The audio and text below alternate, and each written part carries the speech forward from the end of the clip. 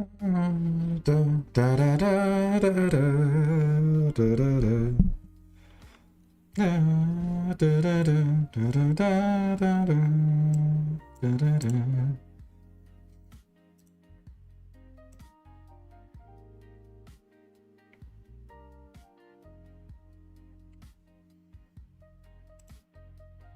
2 1 2. Okay.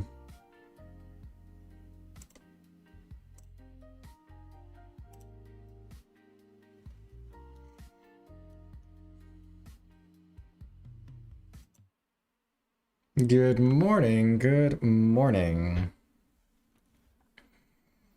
Actually, I should change the stream title real quick because this will be a little different.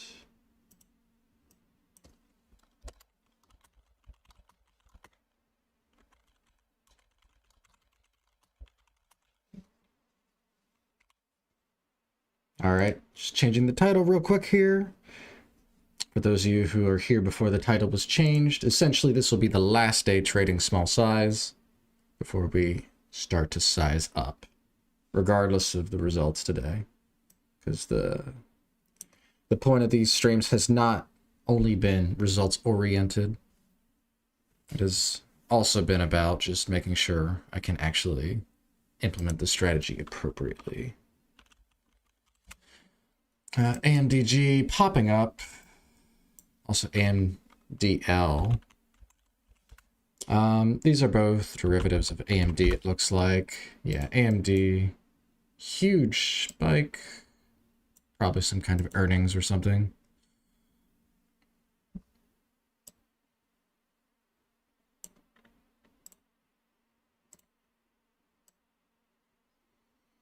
But yeah, I hope you guys are having a good morning. Unfortunately, it's looking super, super cold in the gap scanner. So it is what it is. More of the same, it seems like. Half tempted to just go back to bed.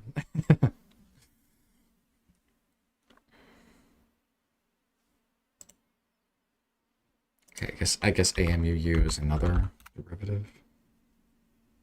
Yeah, another derivative. So a lot of the derivatives are popping up for AMD here. Let's see. MG, MYGN. Good morning, Silent. Good morning, Duvin. Hope you're both doing well.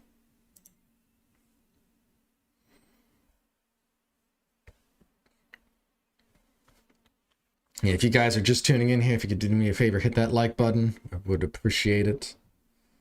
And I think we're mostly chilling. Like, it's gap scanner wise, we got nothing. So unless we see something at the top of the hour here for 7, this looks like it could be a slower start.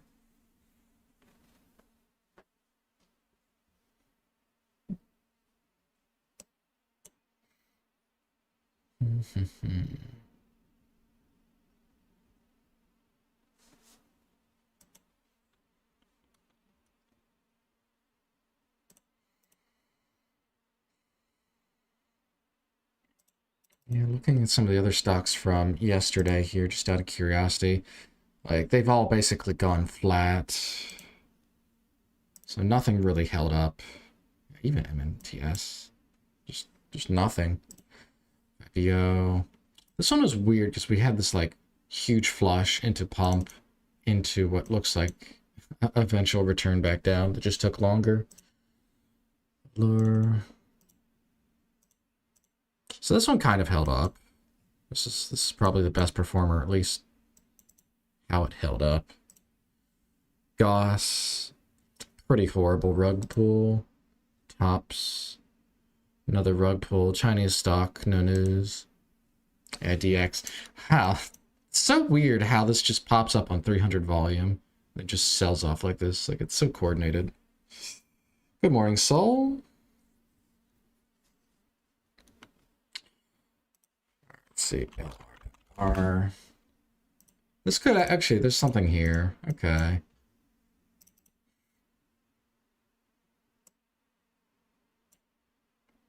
Okay, 280 to 330.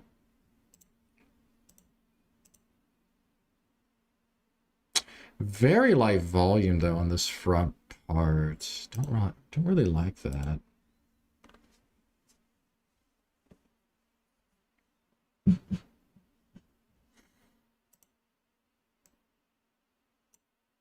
It does have news at least. Announces FDA breakthrough therapy.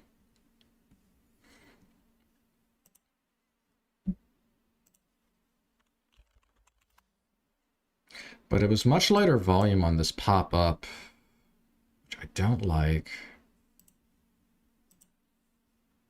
Yeah, GNPX, it's mostly pulled back.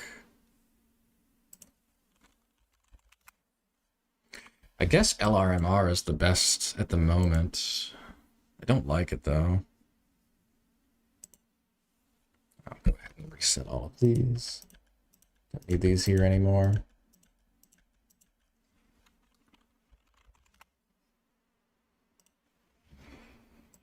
I guess we're just watching this because, yeah, I don't see anything more at the moment to keep an eye out for. I should check it. I gotta get in the habit of just checking them, right? Regardless if I'm shorting it or not, I need to be checking these. Okay, so very low borrow fee. Makes sense because it's a higher float.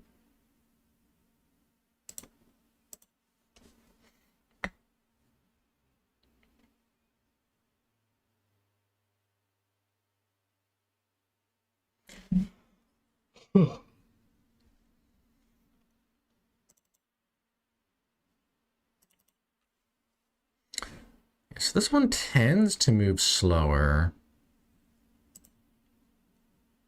Considering there was only a couple thousand volume that moved this from 280s up to like 314. I mean, that's like a 30-cent move on light volume.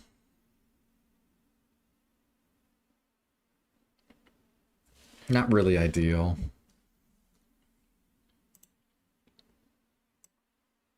Yeah, I'm torn because this shouldn't gap up like this on light volume given this float. But conversely, there is news behind it, and this isn't a stock that's underwater. So there are some counterbalances on both sides here.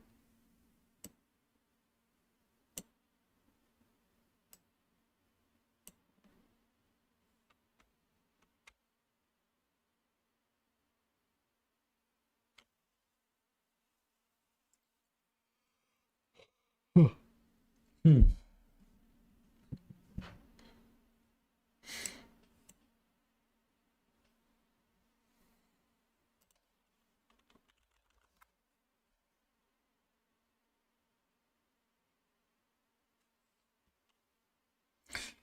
Okay, so looks like this could just be a pop and rug here, potentially. I mean, it went to 340. I would have never shorted there. So this might just be a miss if this does pull back here.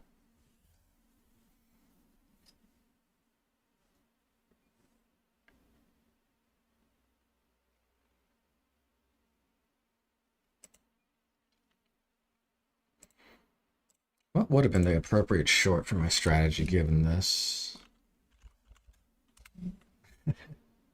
Yeah, my entry would have been way up here. Yeah, not even close. Okay. See, I would not have been in this trade.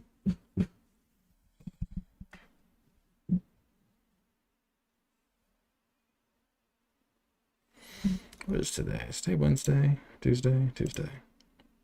Okay.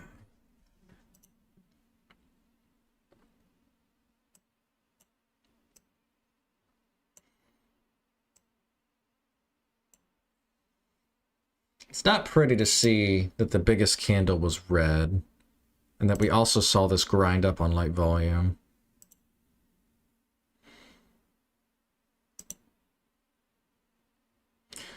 I mean, I'll be honest, this looks very trappy to me, as in, like, this could trap longs.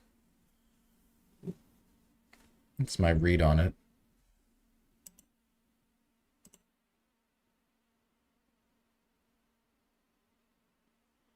We'll see if that pans out or not.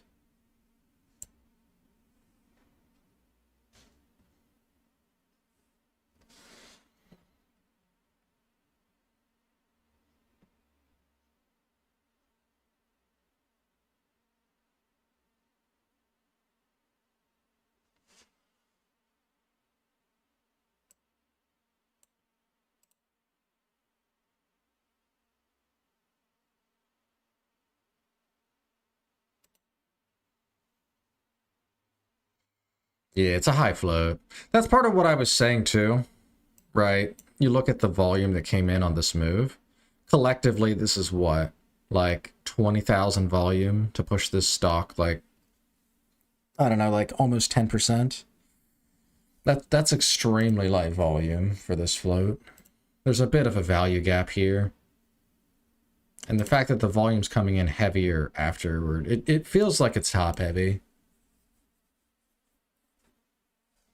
With that said, like I said, this isn't a stock that's underwater. This does have news behind it. If the news is good, that can override the value gap.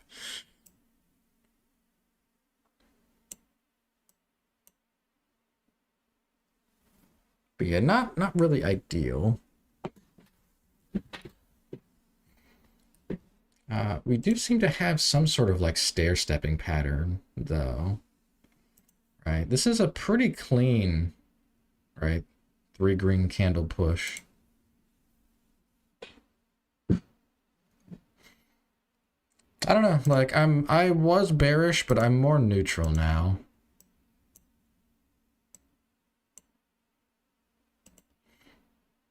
This is a very clean recovery from this breakdown.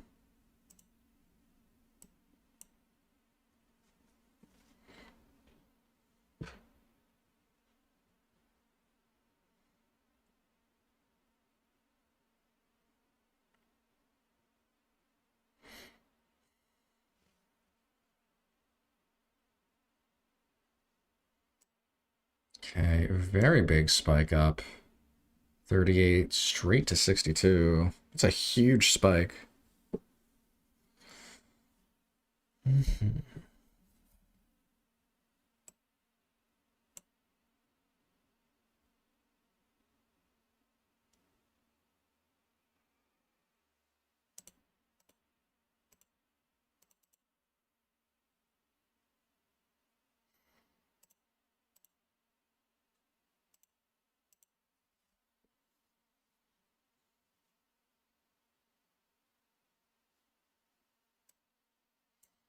Much bigger volume coming in through now. Yeah, so this first push down might have just been a fake out.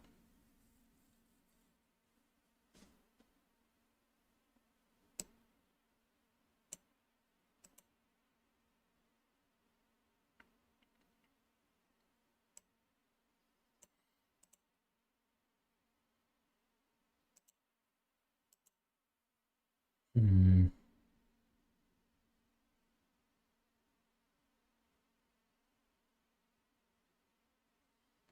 I wonder if this is where Ross bought. Since there was a big pullback after the pump.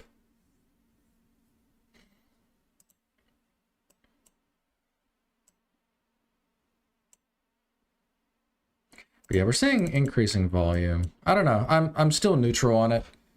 This is a very impressive pop after this curl back up. Definitely keeping an eye on it.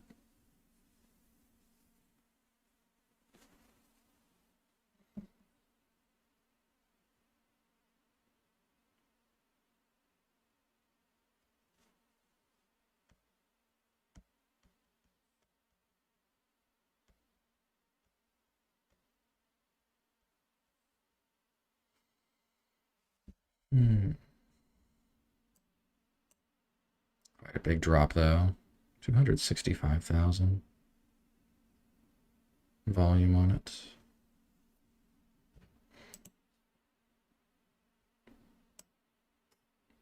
Good morning, Carl.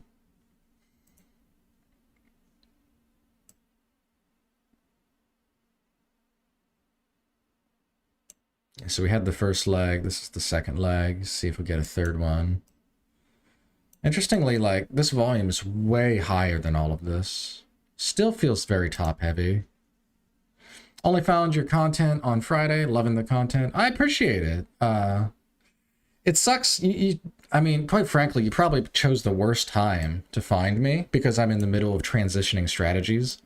Like, hopefully after today, I'll be starting to size up, so it'll be a little more impressive on the wins and losses side. But Yeah, and on top of that, it's also just a really cold market. So you're getting like the worst of both worlds, really.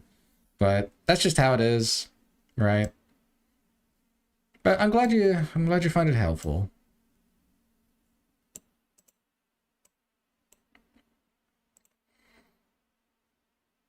It's a nice pop here, but it didn't really follow through. Volume wasn't super impressive either. This push down had much higher volume. I don't know. We're seeing a lot of noise here. Yeah, on the daily, around 370. Seems like there's some resistance. It's pretty close here. 360s, low 360s. So a little close to that resistance, but didn't quite actually hit it. Yeah, just to clarify too, this won't be a trade that I go short on. Doesn't meet my criteria. Exponential moving average at 369. Okay, so you got daily resistance on the daily chart, and you've got the EMA working against you. So yeah, it makes sense there would be some early selling. People probably saw both those resistance levels and were selling just before that area. Or at least that would be my guess. So we've seen this twice now. Both these pushes down have the highest volume. But what's weird is before this, right? Before this was the highest volume, and it ended up reversing. So because it did it here, I'm not ruling out that this could reverse with higher volume, because it's already shown it will do it once. Yeah, this feels like very 50-50 coin flip territory if it's going up or down.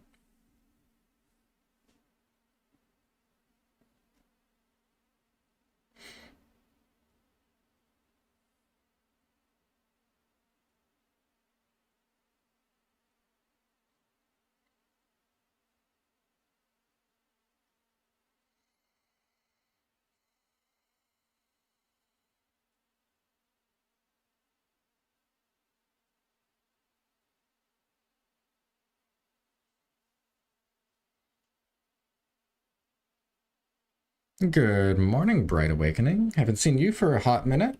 Hope you're doing well, sir. Maybe you've just not been tuning in because it's so cold. There's nothing to watch. Respectable.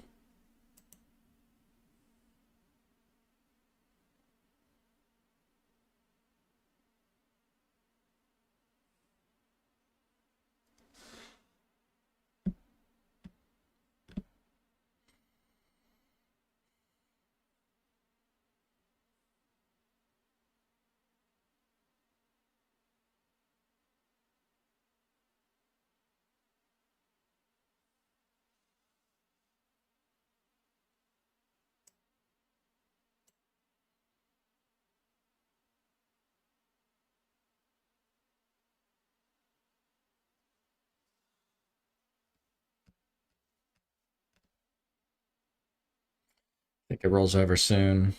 The difference is that when the first rejection was made, the MACD was still positive. Now the MACD is negative. I'm torn. Like, I understand what you're saying, but it is also holding at the high as well. I genuinely think it's 50-50. Like, this could be the top, and we're starting to see the head form on a head and shoulders. But this could also be genuine consolidation before the next leg. I definitely feel less bullish on this. Right, like I said, I'm like 50-50 on this. Once I saw we were starting to curl up, I was flipping to bullish on this. Here I'm more 50-50. All right, you got this clear resistance around 370, 365 that you got to deal with. Like you said, it has inverted negative on the MACD.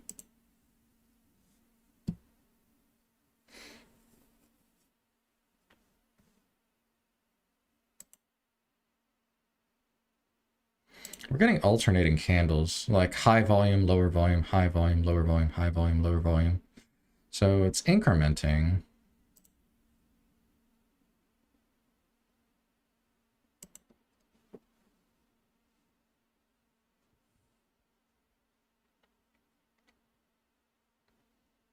Yeah, keep in mind, too, this is the only stock moving, so everybody's watching this.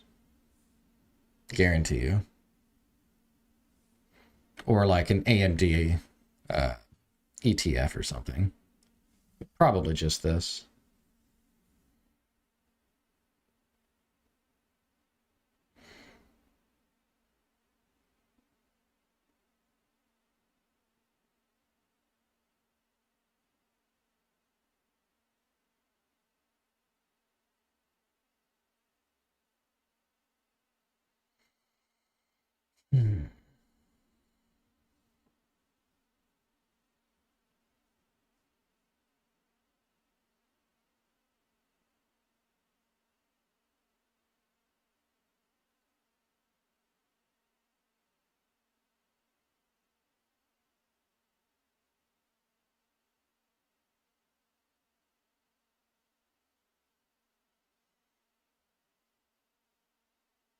I mean, the news is good. I don't know. We'll see what it does. Like I said, I'm not interested in taking a short on this. I'm curious how it resolves. Currently up about 27%.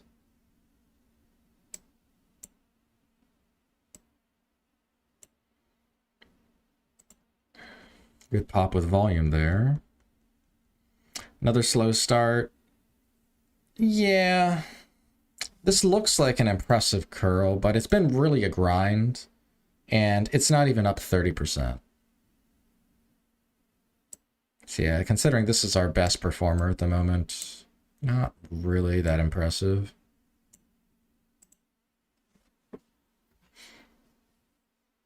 More of the same.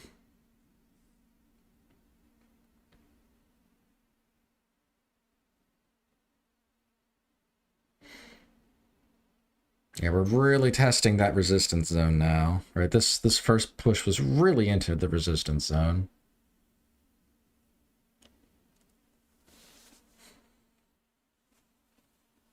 Interesting that it briefly like went near it in these areas, but didn't actually get to that zone. Now we're actually testing it. Could suggest that there is a big wall here. The fact that it didn't even get to it on the first push.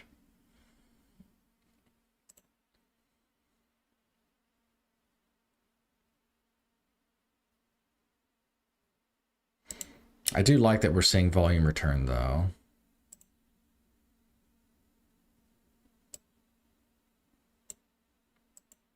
Yeah, I was like 50-50 in this area. Now that we're seeing it hold up here, I'm maybe like 60-40 now. I'm a little more bullish. This is pretty high volume to be up in this. The only problem is, again, we're just at this resistance, so I don't really want to give it more conviction to the long side just because this resistance level is so apparent.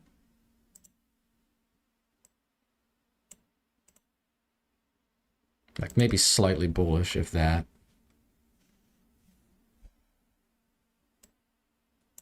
MACD is negative. You still got this fair value gap down here.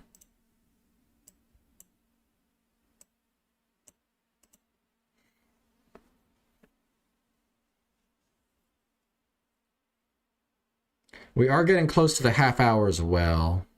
If news comes out at the half hour, attention could be drawn away from the stock. So in the short term, we might even see a pullback just anticipating the news at the half hour.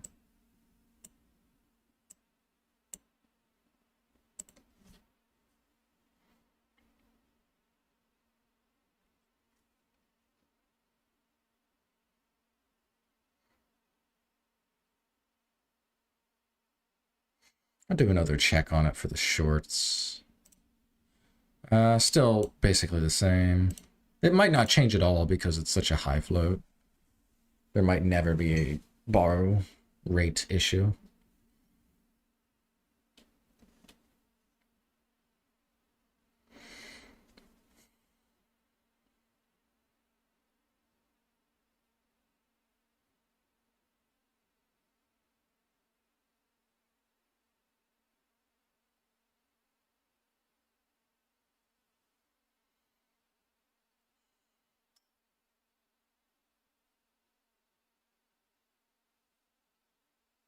Yeah, really just grinding. And I guess that's just a feature of the higher float, right? Maybe you had some initial activity, but regardless if the news is good or not, this is such a high float that it turns into this grind.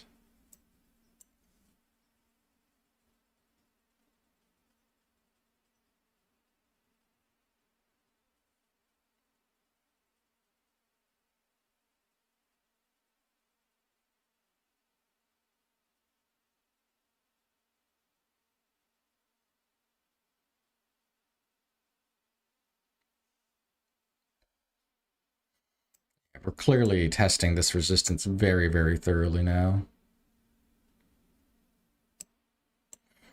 I'm starting to anticipate, regardless if we go higher, that we at least see an attempted breakup.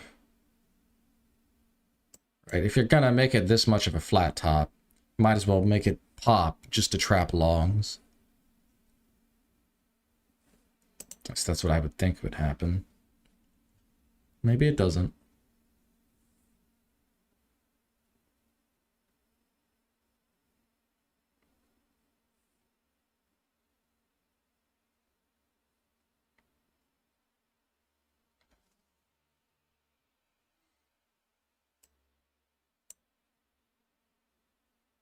Yep, 10-cent pullback.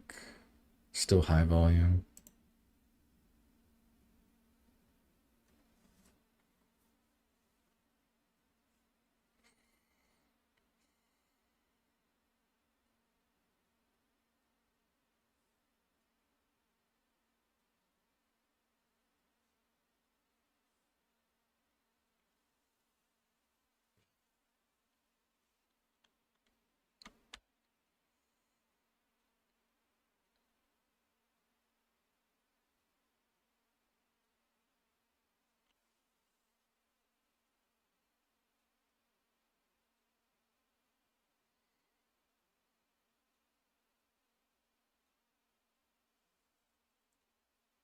Yeah, it's just a grinder.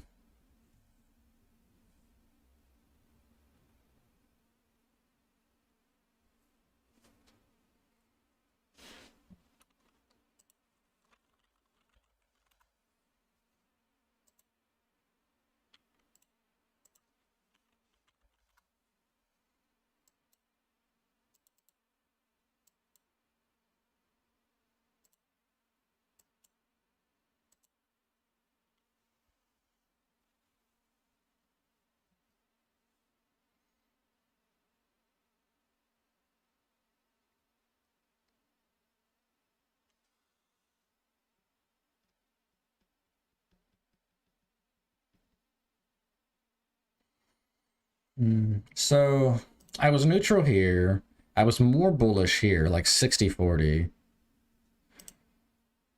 I don't know, I think we really got to see what happens at the half hour. If news comes out at the half hour, this might lose traction. If we see no news at the half hour, then I think that this has an even higher chance of going up. Like maybe a 70% chance. But right now, I'm still leaning like 60-40. We got 1 minute till the half hour.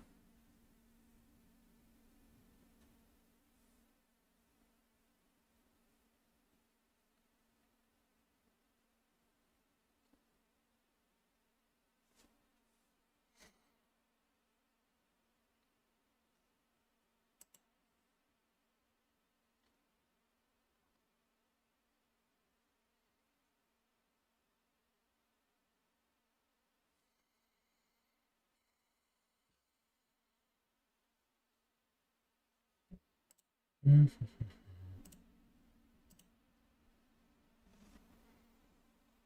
we'll see if we get anything else.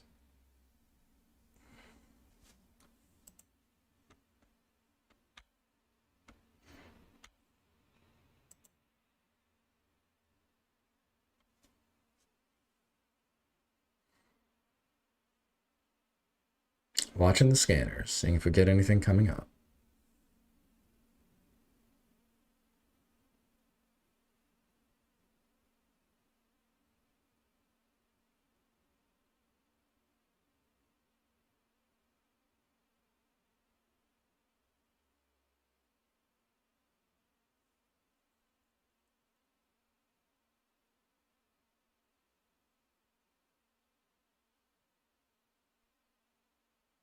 Yeah, this thing is holding like, we have essentially flat topped at this point. All right, this is a pretty narrow range up at this level.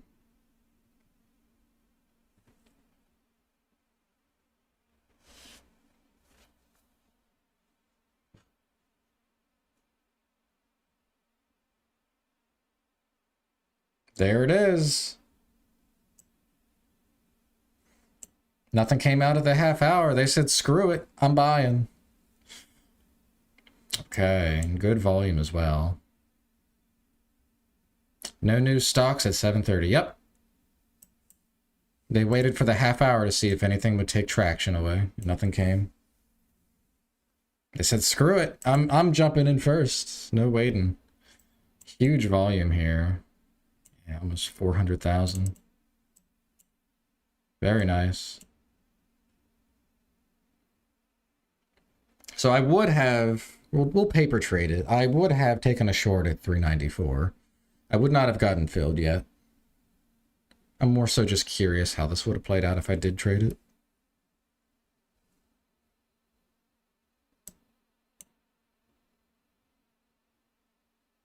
So yeah, that 370 level, I mean, completely eviscerated. If it pulls back to around there, I would expect that to act as support. Yeah, massive volume.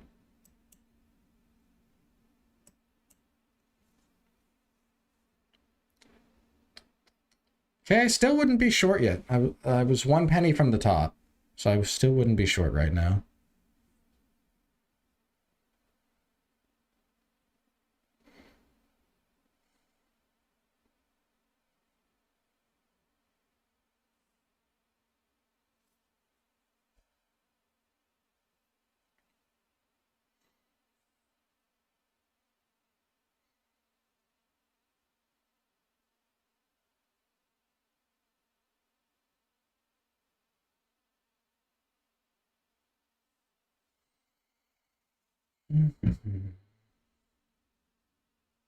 Okay, I would have been in there.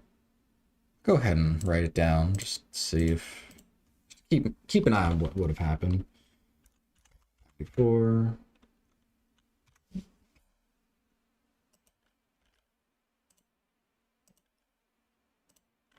Okay.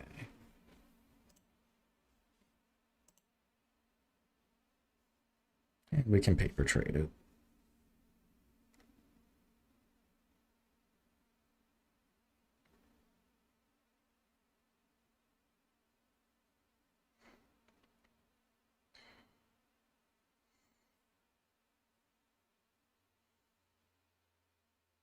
Yeah, the problem is this company is too structurally solid.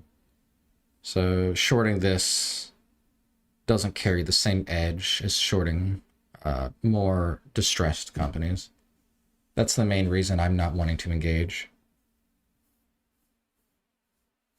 Not touching it. I mean, yeah, it's a slow mover too, right? Like it's a higher float, so that's significant. Like you can see like how slow this thing grinds. It's made a good move, don't get me wrong. But it's taken, realistically, it's taken like 35 minutes to run 40%. And it's been a very big grind. I mean, I know you had this one breakout here, but like, it's not really the ideal.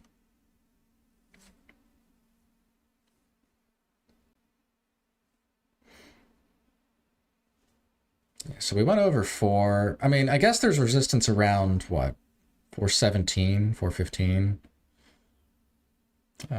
Yeah, you popped up just over 3. I guess you got the whole dollar resistance too, but maybe 4 is actually a bigger resistance, and this is just like a edge case for it. Yeah, 4 might actually be more legitimate for a resistance level. 15, not so much. It's like an exception. But yeah, you basically just went straight from the 370 resistance straight up to the $4 resistance. After that, you got a road bump at around 415, and then from there it's straight to 450. So from 415 to 450, there's a pretty big gap. If this can get over 415, you could see a run.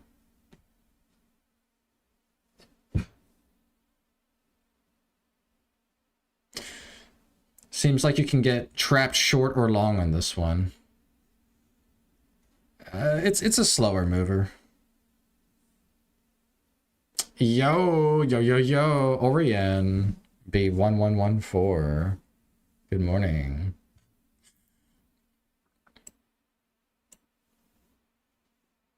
Yeah, the awkward thing too is like we're in this colder market, so like how do you attribute this colder market to this? You know? This volume has actually been pretty low, even on this front side. It's been pretty low relative to the float.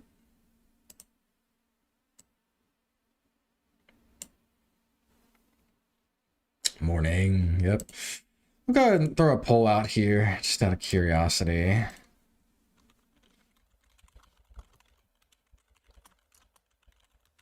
I'm not even going to ask if people were green or red. I'm just going to ask if you traded. Because I think that's the bigger question.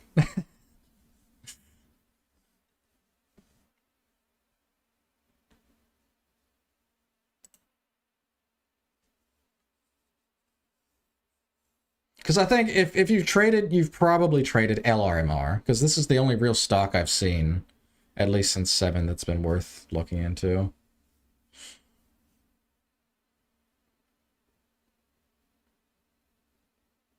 Okay, I mean, there's only 5 votes in right now, but it seems like the majority is just no trades. You just subbed? Thank you, sir. Thank you very much. Do you do small caps, or what do you trade? Or are you just an observer? Like I said, it's the only thing moving, so it could keep grinding because nothing else. Yeah, and that's why I was holding out hope. I was anticipating this. I actually thought it would pull back more. But I was saying if there was no news at the half hour, people were going to jump on this. And I didn't think it was going to be this big of a move. But yeah, the half hour came. They waited 1 minute and nothing was coming up on the scanners. And this just got a very, very big surge of attention after that. So yeah, this stock could just get momentum simply because the news is fair enough. The company's in okay shape. And yeah, there's nothing else in play. I'm a swing trader. We are different, but I do enjoy I do trade small caps too. Okay. Yeah, I actually make most of my money swing trading as well. This is more of like a side hustle I'm doing to try and get better. Or not get better, but rather to just expand my skill set kind of thing.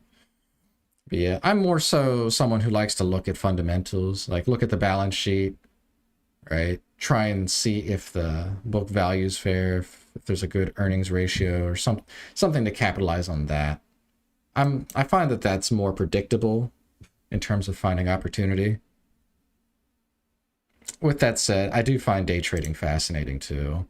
So, right, and I mean, I've been doing this for like 3 years now. Just exclusively day trading. I mean,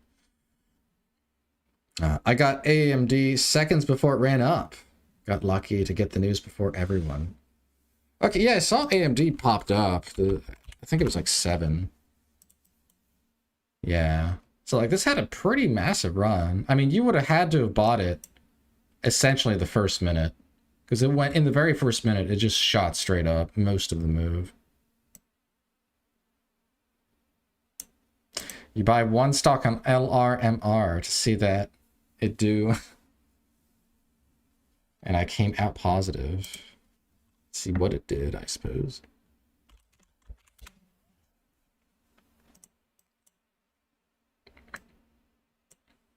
Yeah, I took a little YOLO stab on Goss during market open yesterday. Currently, I'm sitting up. Yeah, this thing ended up just what a complete disaster. It dropped like 85-90% or something. I just took a very small YOLO trade here. I bought near the bottom of this area, so we'll see. I'm gonna give it like a day to see if it wants to curl at all to like 45-50 cents, but I'm not really expecting it. It's a small little YOLO play. I know we were talking about Goss yesterday, so I just thought I'd bring it up. Yeah, so after this spiked, interestingly, we're just flat topping again, which is very frustrating for a day trader, right? You want to see this thing resolve, so it's just making these legs and then just going sideways. Does FGI 694 pre-market gap real? That's an interesting way of saying words, mister. Let's see. FGI. Okay, so interesting you have this, like, ascending grind. What is this company? United States company. Go ahead and look at the 3-year. Okay, so this was one that's, like, kind of wishy-washy. It's been on an uptrend the last year.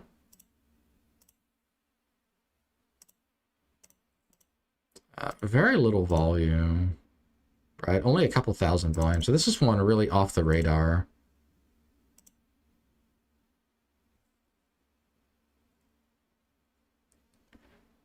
So you say 694. I don't see that. I'm looking at the level 2. Yeah, level 2 is 550 by 568. So yeah, there's no. I don't see it gapping up like that high.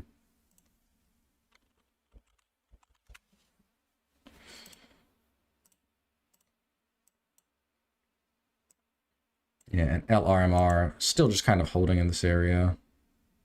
If we do pull back, you would expect 370 to at least hold a little bit. So you might see a bounce there. Like 370, 365, somewhere in there.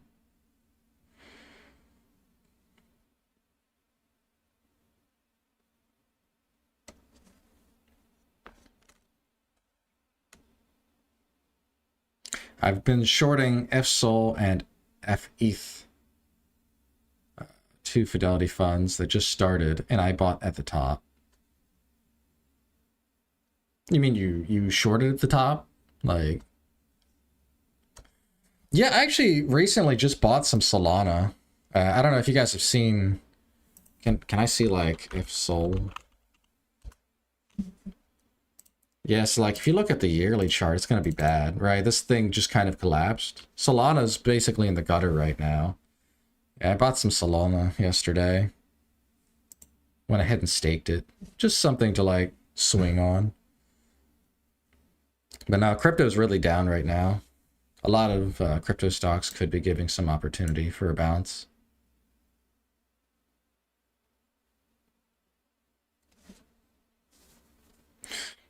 Oh, FSOL and FETH. Okay, so they bought the top. Okay, so they staked, or they're funds for Solana and Ethereum, and they bought the top. I understand.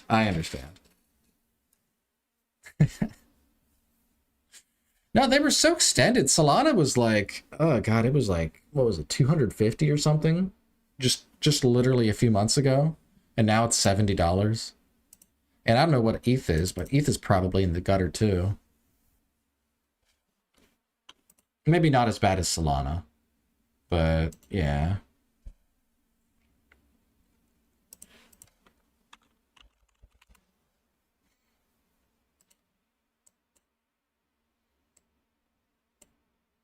I think Bitcoin will test 50 and there will be huge buyers like US governments. I'm expecting 50 to break, to stop out longs and then recover. So I'm looking to buy Bitcoin somewhere between 45,000 and 47,000. It's ambitious, right? I mean, I don't know if it'll get there, but that's where I'm looking to buy.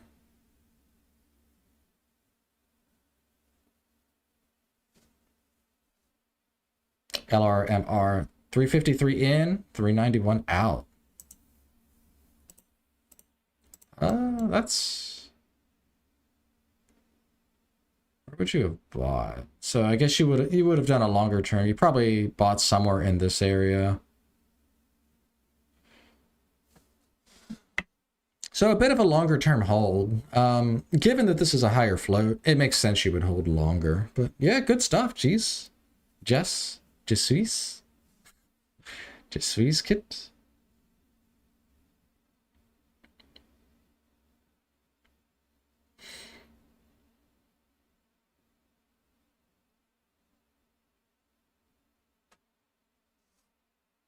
Yeah, I don't think Bitcoin's ever going to 12K. Not without some major development. Dude, we're really gonna spend the first hour watching LRMR just crawl like a caterpillar. Like it's it's just crawling slowly. It's getting there. It's just moving slow. I am curious though, right? I would theoretically, like, I paper shorted this at 394, so we're gonna see. We'll see if it ended up playing out. Like I think that the potential for it to go up is too high. So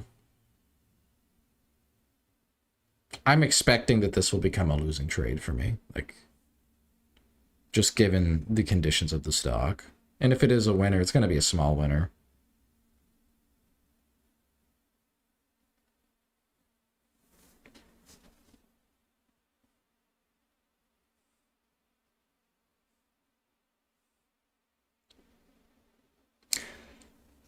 Go ahead and end the poll for now. So most people at the time of the poll haven't taken a trade. I might do that poll again in like another 30 minutes or an hour just to see if that changes. But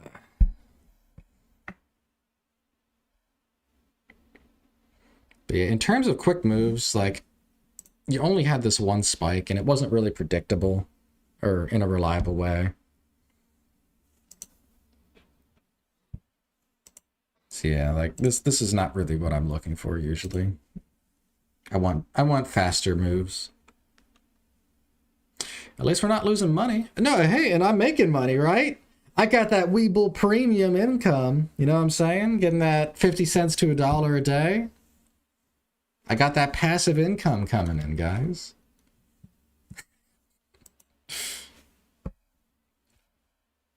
Cash is also a position. Yep. And I mean, that's just the way it is. Like, it's weird too. Me starting this challenge is like, or not challenge, but like me starting this new strategy is both a blessing and a curse. On the one hand, I'm not taking losses now because well, even before I started this challenge, if you saw, I was mostly stepping off the gas. I had a lot of no trade days in February, even before I started this new strategy.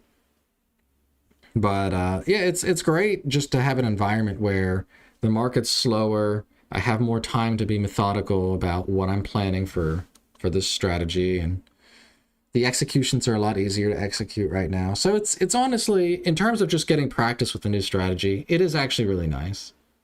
There's less chaos. I'm looking at IBM today, 33 down yesterday. Big Blue, see if she rebounded in her. She has a rebound, yeah. Wow.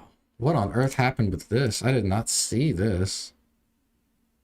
It's not honestly that. It looks like a big drop, but it's actually not that big of a drop. It's more so that it's been mostly stable, right? But yeah, 320 to 220. It's a pretty big drop. Go to 3-year.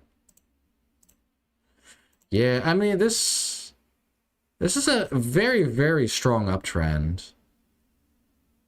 I'm not sure what exactly happened. But unless the news is disastrous, this should be... Yeah, I see a lot of AI stuff. Anthropic shock and tariff jitters, slam Indian J IT. No, AI could shake up the market too, certainly. Like, I know a lot of these crappy small cap companies keep using AI and just using it as a buzzword, but I genuinely do think that AI is going to be the new future, whether we like it or not. Now, I don't know if this kind of, like, this is a pretty drastic correction. I don't know. This might be worth looking into though, because again, like, this is a thing where this could just be FUD, and even if it's not FUD, the odds, like, this is an incredibly stable company. I would be surprised if there's not at least some kind of bounce attempt.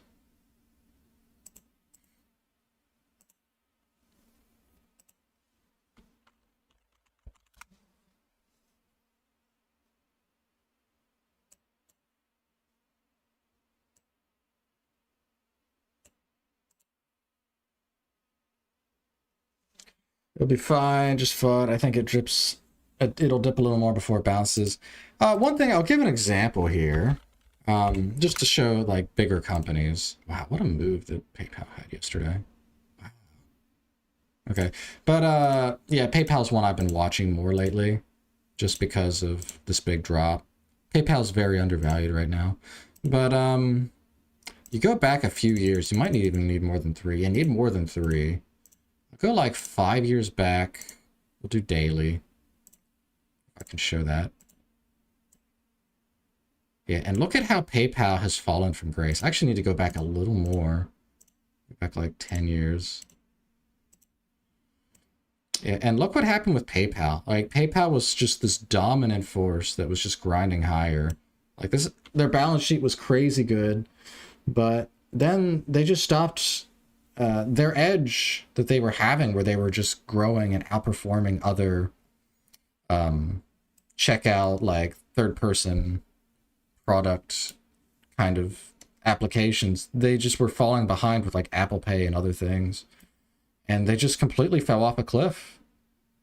So IBM, like, I understand it's strong, but if things like AI truly shake up the market, it's something you got to really look into, because this kind of thing can happen where it just completely destabilizes the current dominating forces.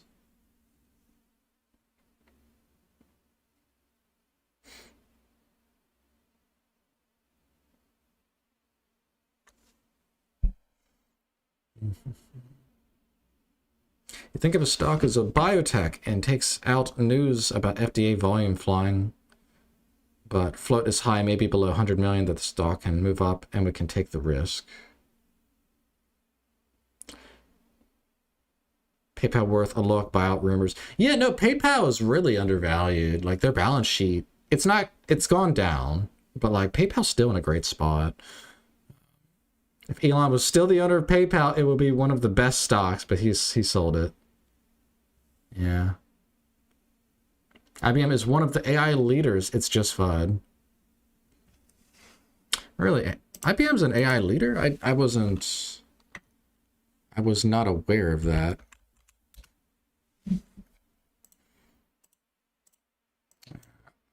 LRMR, kind of curling back up here.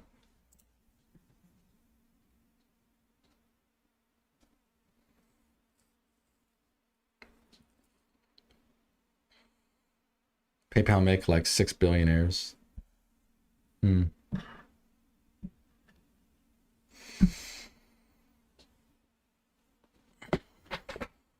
had the first AI computer.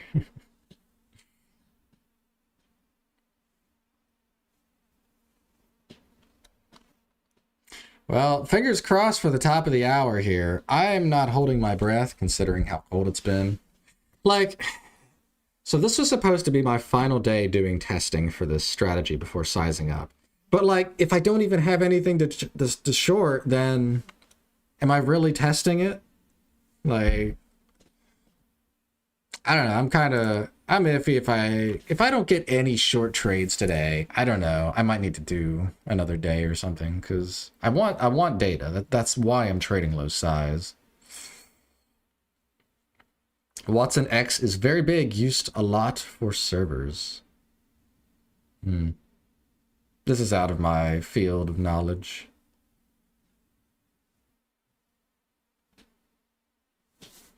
Yeah, I'm trying to get into AI too more. Like, I've been working with trying to build some AI models, just like very simple ones right now, like cat dog image scanners or classifiers, real basic stuff. Python is frustrating.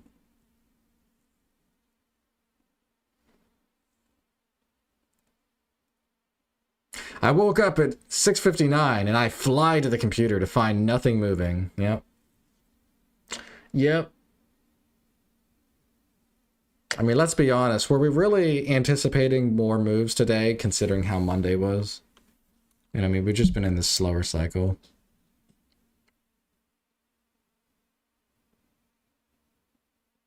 IBM just did not focus the AI on whatever else it's doing.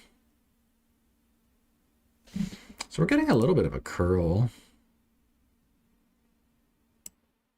I still don't have high conviction, but like, this is certainly curling.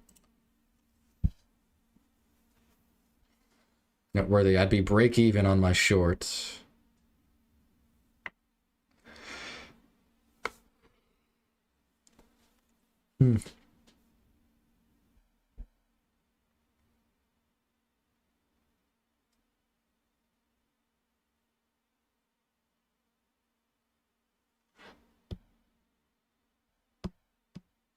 Yeah, I was reviewing some of my trades with Claude AI the other day, and it called me bad. It's so picky. He's so picky. Like, if I make even the smallest inaccuracy, it calls me out for it. It's like, what are you doing? Freaking trash. Trash human.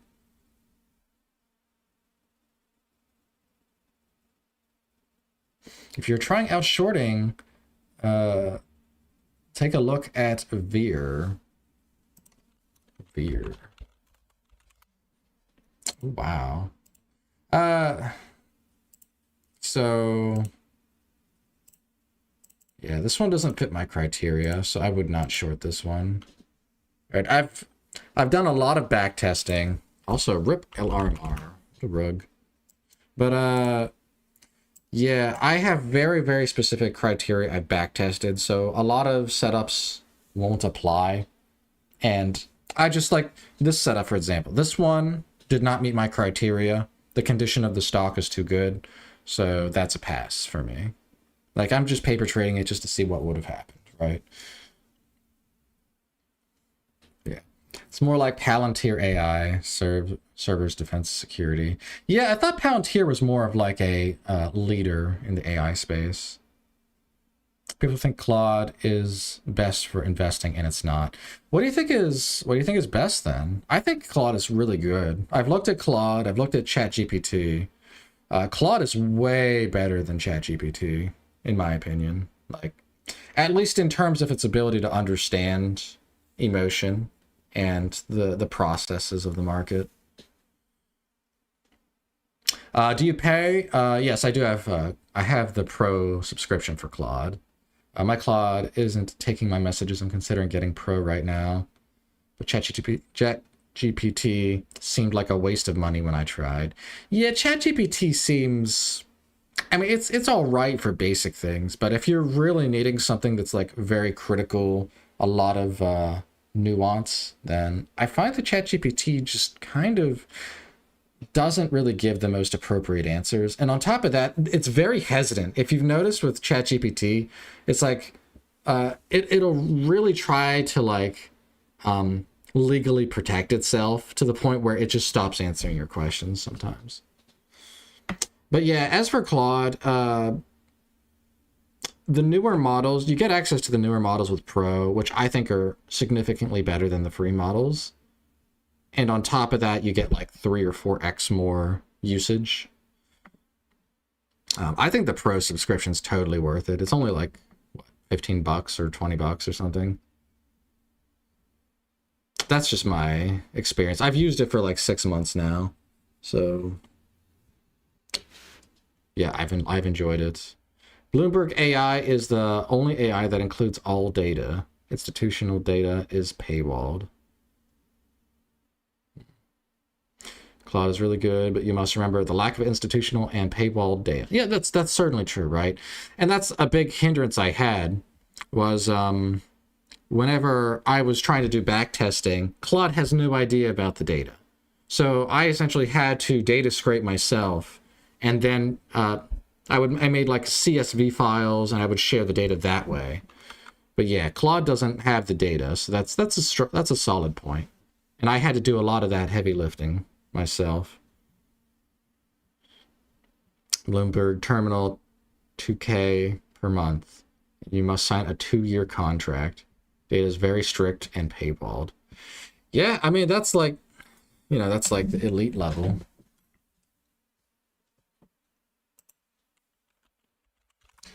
All right, let's see if we get anything.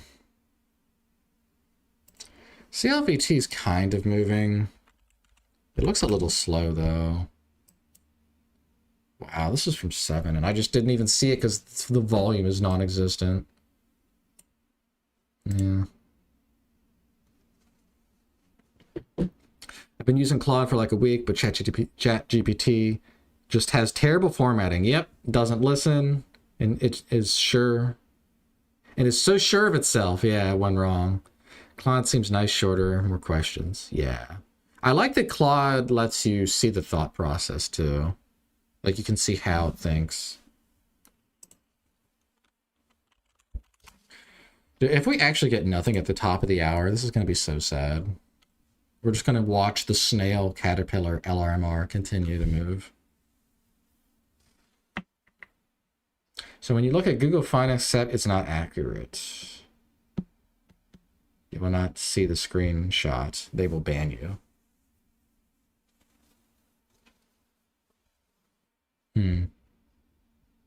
Grok is up there. It has less restriction, includes X data. I have not used Grok. I have no idea. I've heard a lot of people say good things about Grok. I have not used it. I know they got that like sexy waifu, the girl with the blonde pigtails. I if you know, you know. But I know that they have like some sort of AI waifu.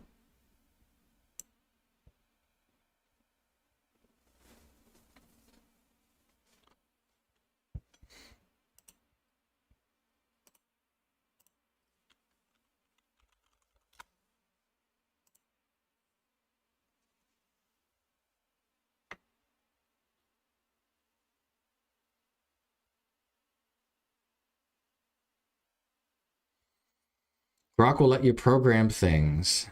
Chat won't let. I mean, chat, like I said, ChatGPT is very hesitant to do things that are even borderline. Like if you go to ChatGPT and say, hypothetically, if you had to shoot someone, then ChatGPT is just going to shut down. Like it's not even gonna. It's going to be like, sorry, I can't comply with this. ChatGPT is really afraid to work in hypotheticals or anything that is remotely legal-ish. That's really what drove me away from ChatGPT. Not that I do illegal stuff. No, not that I do that. Not that I do anything I shouldn't. But just that you can't have any kind of open dialogue or discussion with it. It just freaks out.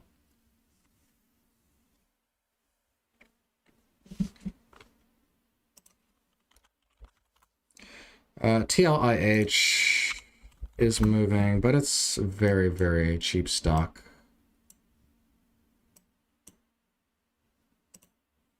Probably not interested in this one.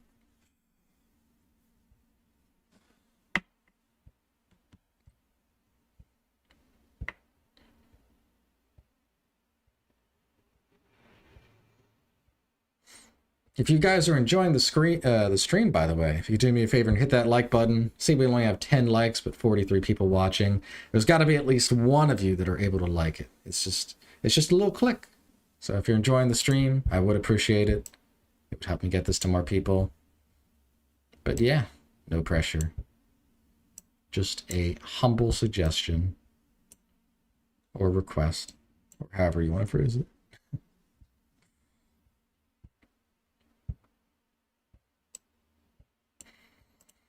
Yeah, we are really just in the driest of the dry markets right now.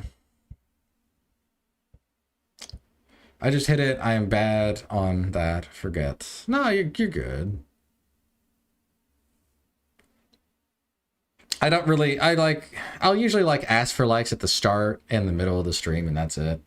I don't really like to pester about it too much. Realistically, like if you like it, you're gonna like it.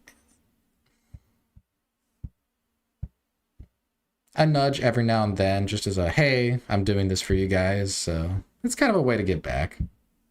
New subscriber. Do you short? I do. That is the strategy I'm currently working on. Yeah, if you look at the account balance, you can see it, right? Yeah. The account balance, is it this? Account value. Yeah, okay. So you can see it. Account value is currently 21.97. This account was 2100. I'm only shorting one share right now. if I get a trade, this will be the final day before I start sizing up. But I gotta get a trade, you know, like I know this was supposed to be the last day I do this, but if I'm not getting a trade, then I want data to like confirm that my strategy's working. And if I'm not even getting data, you know, it's like, what are we doing? You watching VIR cap would have been a good short. I looked at it, right? Someone, I don't know if it was you that brought it up. I think it was you, John. But yeah, I was watching this. I mean, you could look and say, yeah, this would have been a good short, right? You could have made like $2 or something here. But the problem is like, I'm looking for a very, very specific set of criteria, right? My backtesting showed that naturally just shorting anything that pops is not a good strategy, right? So this stock does not meet my criteria, so I just stopped watching it. And I mean that's fair, right? If a stock isn't moving, then you don't want to trade it for momentum, right? Like with LRMR, if you're someone who's a momentum trader looking for quick, fast swings, this would not be a good stock for you because it's a slow mover. I'm feeling pressured by your no pressure comment. Oh God. Maybe I just need to like look you in the eyes whenever I say it. You should like the stream, but no pressure. No pressure. No pressure to like it. No. Okay, CDIO is kind of popping here.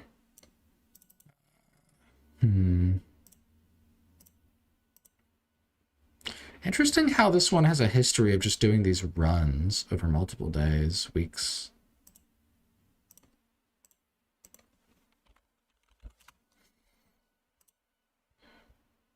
You're in Veer? Good luck. Long though, been in for year plus. That's a long day trade. So CDIO, it just kind of popped and is immediately rolling over, at least initially. So it looks like it went up about what, like 20%. No news on this either. It's not really reassuring.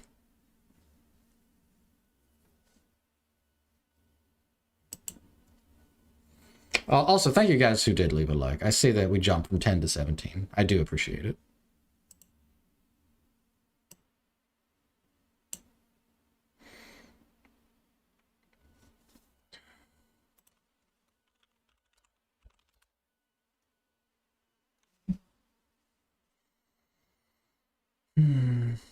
So we had a pop. No news. Looks like a potential topping tail heavy stock, right? This move up was on light volume. Bigger volume at the top. Could be a pump and dump. It's a very, very sad pump and dump if it is, though, because like this barely moved. Okay, you got Claude Pro. No, I mean, I think you're gonna like it. I mean, if anything, you could just use it for a month, you know? It's only like 15, 20 bucks. But yeah, definitely try out Opus 4.6. That model is a beast. It's such a good model. Yeah, if you got Pro, you should be able to use it. So definitely check that one out. Good morning, Tristan. Good morning.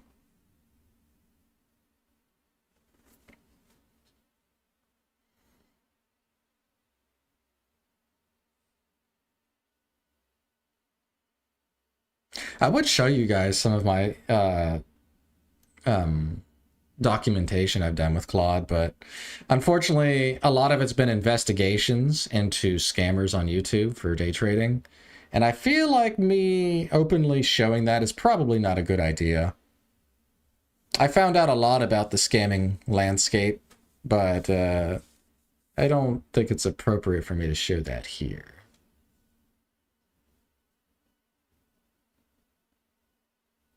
What are my top long-term stocks? I can't tell you all of them because some of them are actually small cap stocks that I believe are undervalued. And I feel like promoting those ones could be a little bit close to pump and dump or market manipulation, right? Because like even a little bit of volume could move them. PayPal was a huge one, right? This one, I mean, it's already popped up here, but this is one that I've been doing covered calls on this one. So, especially like down in this area is where I really started to add. I had a little bit of a position here, but I sold most of it around 100 like a year or so ago. Might have been around here. Thought it was at 100. Maybe not. But yeah, I added back much more around here. I think PayPal has a good balance sheet to it. Some of the staples, right? You got like the Apples, the Microsofts. Right? Just exposure to the big tech companies are just generally going to perform well.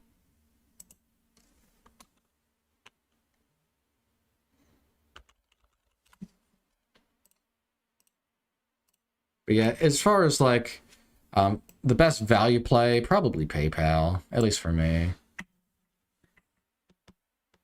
I actually, they're not my best stocks. Ironically, the best performers are the small caps that I find that are undervalued and are actually having like good balance sheets. Right? When you find a stock that's very cheap, low float, basically off the radar, but it actually has a good balance sheet. If you buy and hold those kind of companies for like a year, I've had some returns that are over 100%. Like there's some really good hits. Hood might be a bouncer struggling to hold 70. Any plans to make large medium cap content eventually? I haven't ruled it out. This channel, at least for the time being, is exclusively for small cap. The problem is like I'm already in a niche category. If I'm still developing an audience and I try expanding out, a lot of the core audience, you guys, are gonna not really care for that content. So maybe it could be something I expand into at some point, but right now I'm trying to stay in one specific niche. The real returns are in bio stocks. I mean, yeah, maybe. You 10x your money, or you lose like 99% of it.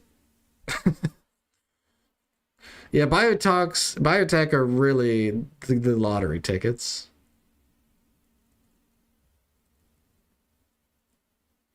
I don't know. I don't hold Kraken Robotics. I don't have any thoughts to give on them.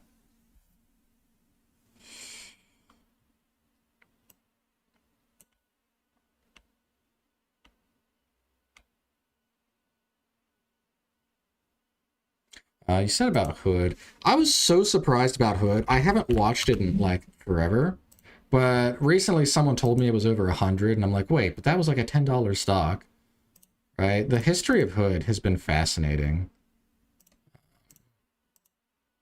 No, daily. Yeah, look at the history of Hood.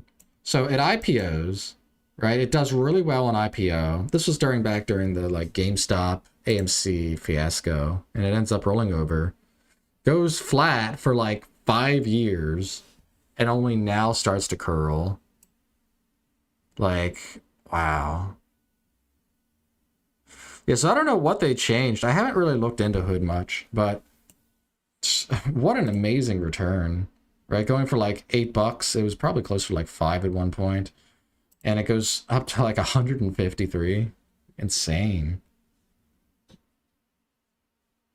Yeah, biotech's literally lottery tickets. I've had about 10 winner. Last was CDTX. Had 5,000 shares at $3. It sold for 221. I mean, I'm not saying I don't believe you, James, but I don't know if I believe you. I mean, I guess if you're rich and you just throw money at everything, you'll have those kind of winners, but that's a pretty big claim. Like, I hope you're not too upset if I'm, like, a little bit skeptical. right? You're just saying you like throw 5,000 shares, $3. So you're spending 15,000 on a YOLO play.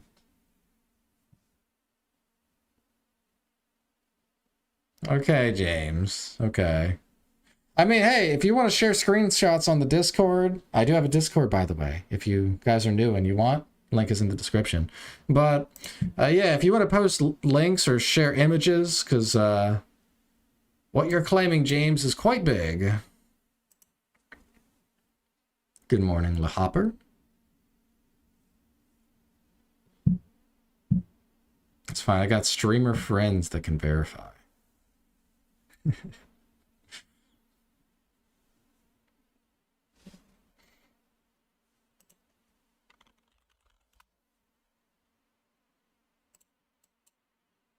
Okay, so CDIO is continuing to kind of grind up. Very recently, this has been a move or two, right? We go back to like the last 10 days. The stock's been kind of just creeping higher. I'll go to 5 minutes. Yeah, the stock's been just kind of creeping higher. Right, you kind of had this flat, or this resistance level, a huge ascending wedge pattern. It just broke out. So I guess you could argue that this, even though there's no news behind this, this was a setup that's been building for several days. So it's not completely out of the blue, left field.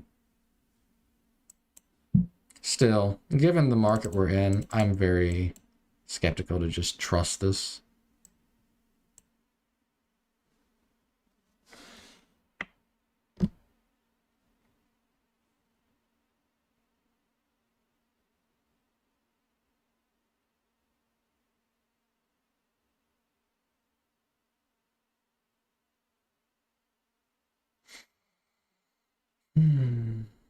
NCI had an interesting day yesterday. Played the intraday bounce, but man, was it whiplashy. NCI, I think that one's been like a mover a good bit recently as well. That's a name I recognize. Yeah, this one's been a mover as well. Oh, this had the flush pre-market yesterday. Yeah. This was the one that popped up and had the big flush. So it ended up doing... like, what on earth is this price action? Huge whipsawy halt up, halt down, into grind sideways, into random halt up, halt down, grind sideways. And on top of that, this is a stock that has this history of doing this weird movement. Of course it's a Hong Kong stock. Why wouldn't it? Of course it's a Chinese stock. It all makes sense now. Small winner on TLIH. Nothing seems to have any resolution lately. I am sad. I am sad too. Dude, I literally have the day trade ready. Just give me something to short that's valid.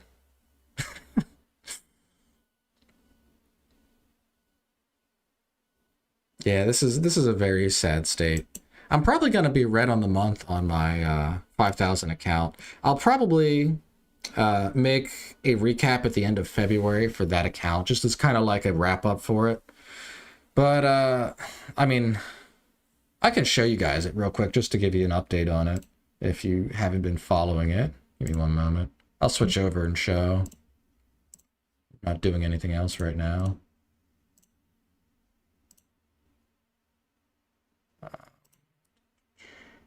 This should show, right?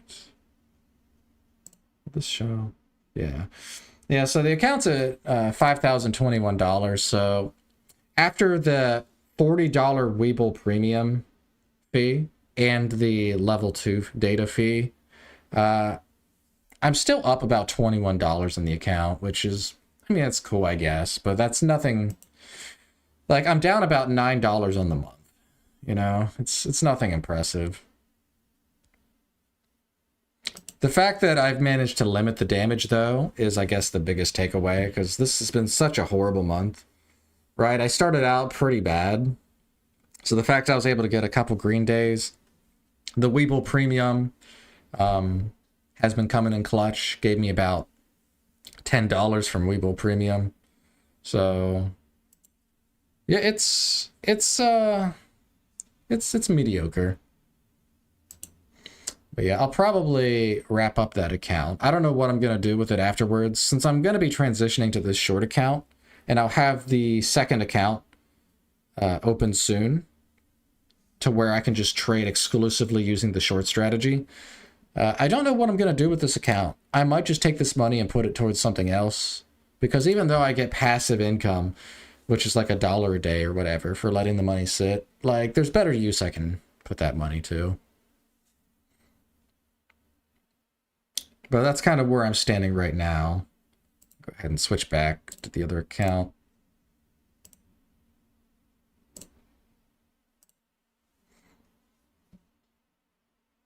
Okay. Yeah, I'm trying to be transparent as I can with it. Which brokers do I use? So I'm using Thinkorswim for the charting. I'm using Webull for the execution. The second margin account that I'm setting up is going to be for Thinkorswim. Hopefully, I know that you can call up the broker to remove the restriction on some of these stocks. Fingers crossed that doing that will work for me.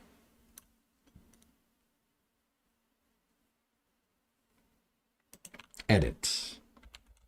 We'll look at edit. I'm not sure what you mean by just saying edit, John. Like, this is a stock that doesn't really have any momentum. Or what are you asking about edit? Or are you asking if I edit things?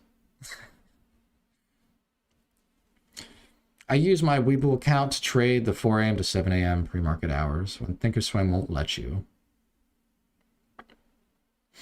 No, fair enough, right? For my strategy, I backtested from 7 a.m. till 9 a.m. EST. So I wouldn't be trading that time anyway. But that is a valid point. Thinkorswim is limited to 7 a.m. So that is a valid point. They refuse to remove restrictions for you. Really? I have not heard that before. February equals November last year. Yep.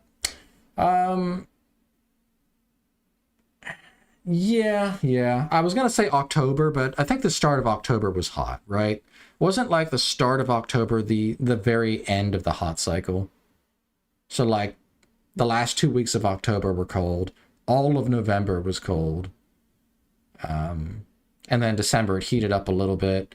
January was pretty warm, maybe even a little hot. And now we're back to like ice cold. I just tried trading TLIH, and Webull says the stock can only be liquidated. TLIH. Let me take a look. So it's a penny stock, so you would definitely need to buy at least 100 shares as per their requirement. I believe that's the requirement anyway. Let me try and buy some. Okay, I'll put out a cheap order because it'll auto send, so I actually need to make sure I put it low enough.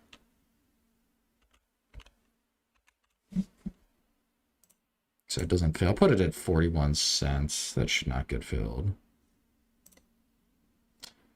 That's interesting. Only can be liquidated. I have not seen that before. Yeah, I don't know. I have not seen that.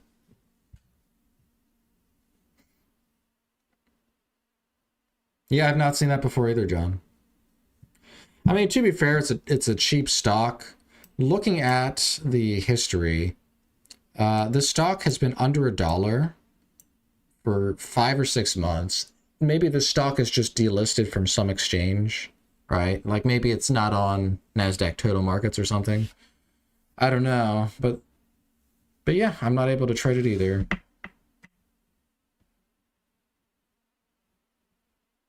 Maybe it'll have a reverse split. Possible. Yeah. The only other time I've not been able to trade a stock is right when the stock reverse split. Given this history, they're basically at the brink of delisting if they aren't already. And if they aren't on delisting, then it's possible they're preparing a reverse split.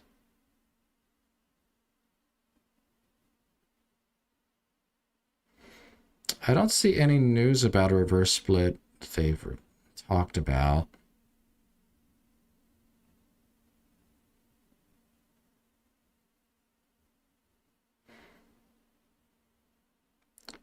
Yeah, I don't see them talking about a reverse split. Hopefully they don't turn into Schwab and start restricting more. It's been pretty good. I mean, and this is like a very edge case scenario, right? This is a super, super cheap stock.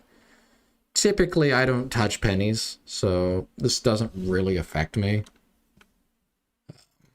But if this is happening, it's good to know that it's happening.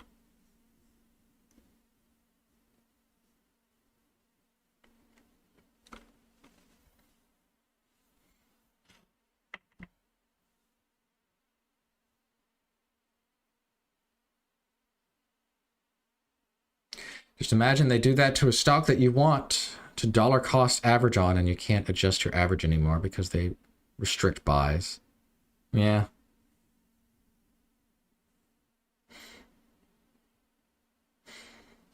But it makes you wonder too, because like even if the float is low, you got to think now there's not as many people that can even buy or sell it. Good morning, Avtar.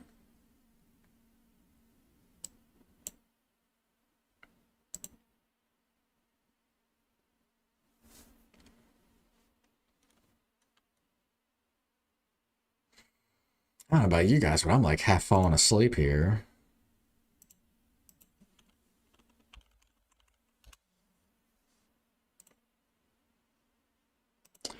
LRMR ended up pulling back to that resistance level.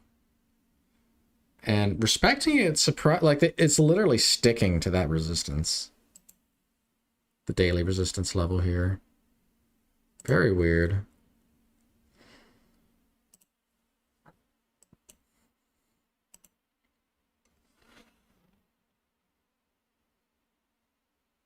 Edit stock I was looking at. Don't get this shorting stock stuff yet. Are you like new, John? John EE. Are you new to trading? I would definitely recommend, well, I can't give financial advice, of course, right? Not financial advice. But in my opinion, if someone is new to trading, they should absolutely avoid short selling. It's potentially one of the most destructive things you could do. Every single freaking buyout is a rejection lately. I don't even get my entry signals anymore. Yeah. Yeah, it does feel like rejections are a lot more common right now.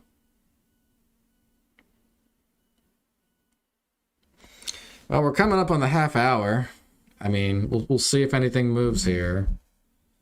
CDIO, getting some volume here. The daily, you got resistance at 477. It's got quite a ways to get to there, but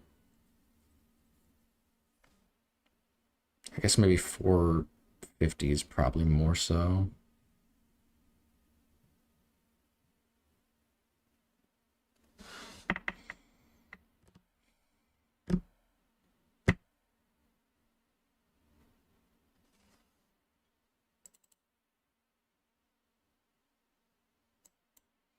It's getting good resolution, though. I should actually check this one. Let's see.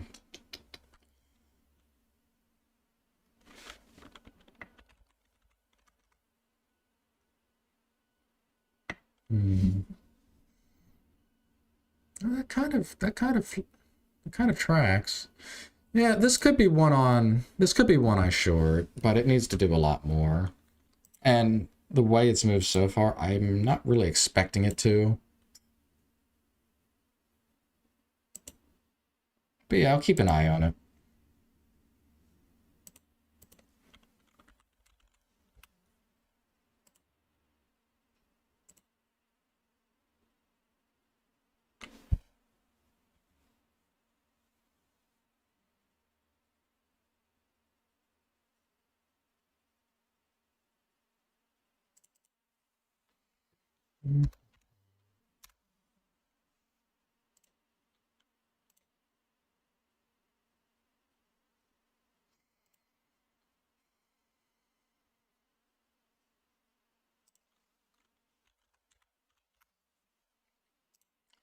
Another penny stock. Out of curiosity, am I able to buy this one? I want to see if that pattern with me not being able to buy persists. So I'll go ahead and put out a ridiculous order like 27 cents. 100 shares. Okay. Yeah, I'm able to put a buy order for this one. So, for some reason that other stock was an anomaly, where only that one was not buyable.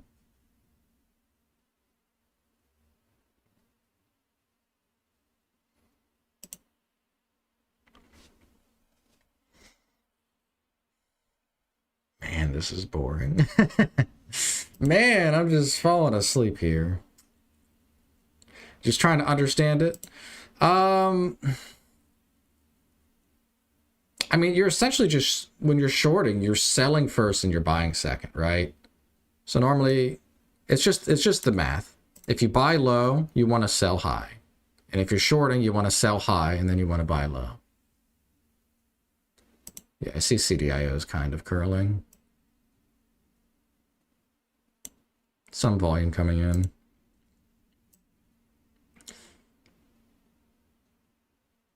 Yeah, this has so much work to do to get to my entry. It's probably not happening.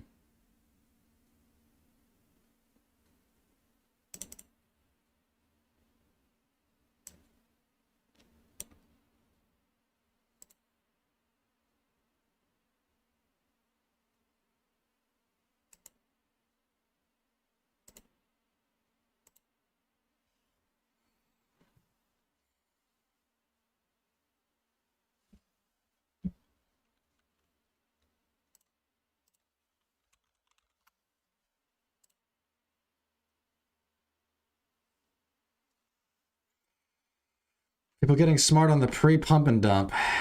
Yeah.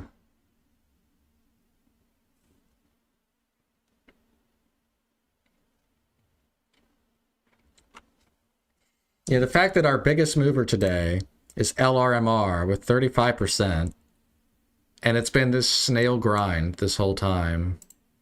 This leaves a lot to be desired.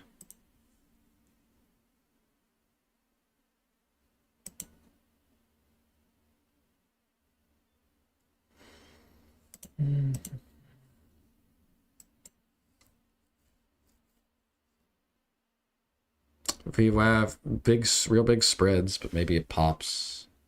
Good morning, Flip Flop. B-Wave. Didn't even see this one. I mean, it did start moving at the half hour. It's just the volume's so low, I didn't get it picked up.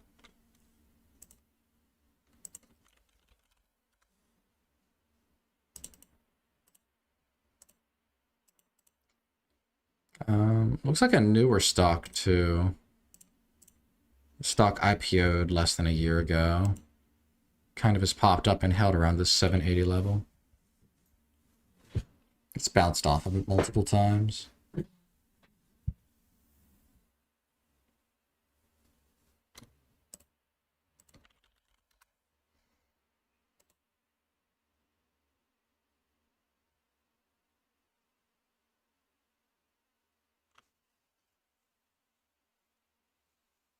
Maybe check Veer. What do I think about it?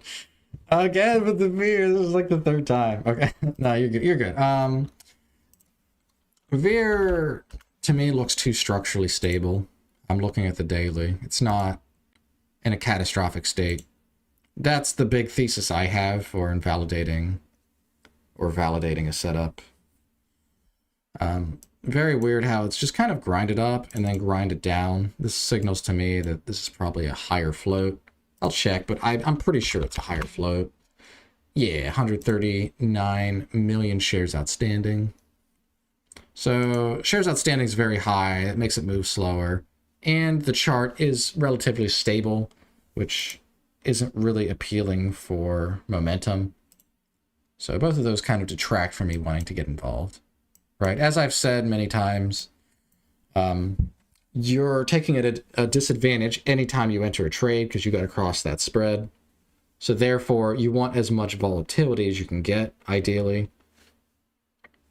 So yeah, this would not be something I would really want to engage. And I mean, in hindsight, right, this has made a pretty impressive move down. And if you look at this, it's made a pretty impressive move up, right? Hindsight. But just as a general rule, I try to avoid stocks with this kind of volume or share outstanding profile.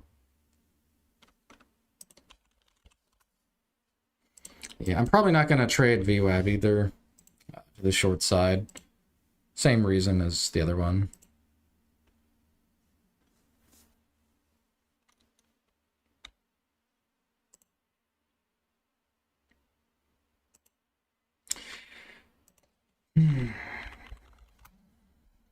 CDO still continuing to curl.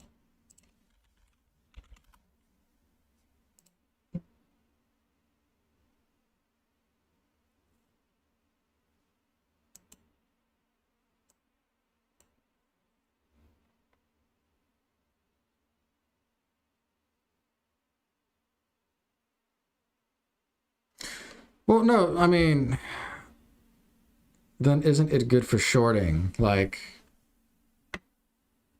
what point are you bringing up with that? Which point are you saying makes it good for shorting? I'm saying that because it's a higher float, it moves slower, and anytime you enter or exit a trade, you get some kind of expected value loss.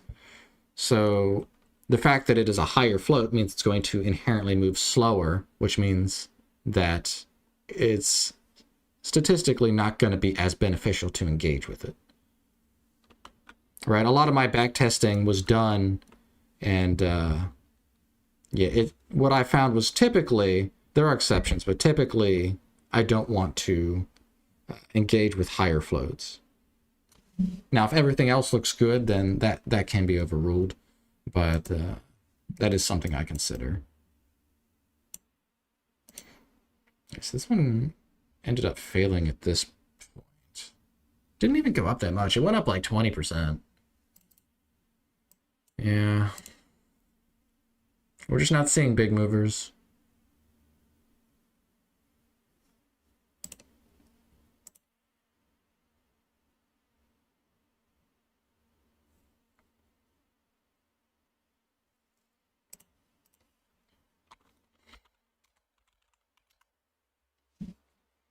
IOVA is kind of moving.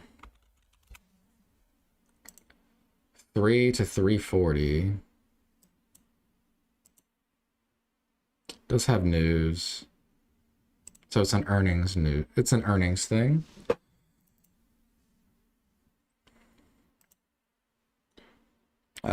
Daily chart invalidates this for me. I can't touch it.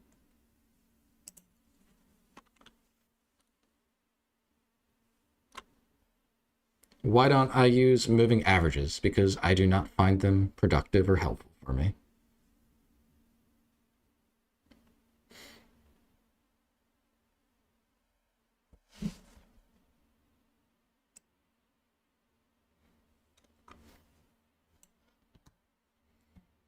RMR grinding down a bit more.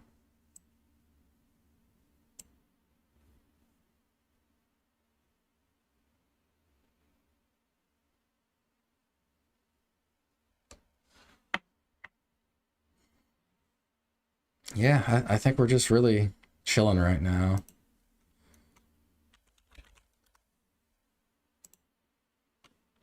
It may just be a no trade day, it looks like.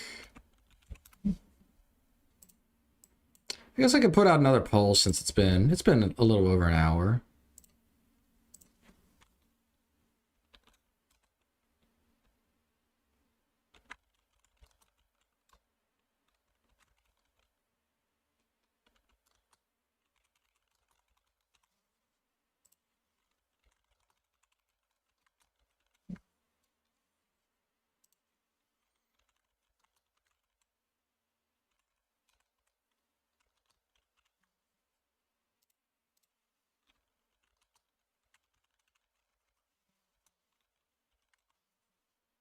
There we go. Throw a little pull out while we're waiting.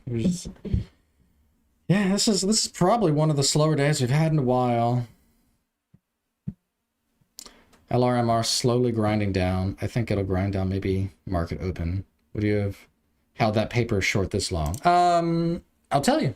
So my strategy, if I would have shorted this, would have been at 394. I would have not held this, no. I would have cut for break even around here per my strategy. So no, this would have been a break even trade. Maybe a small loser.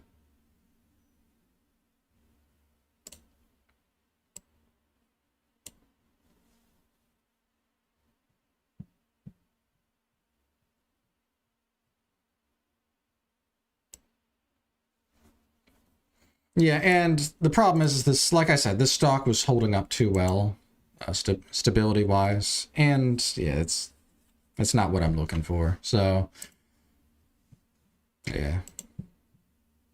You're up 4.6% today. That's actually a lot.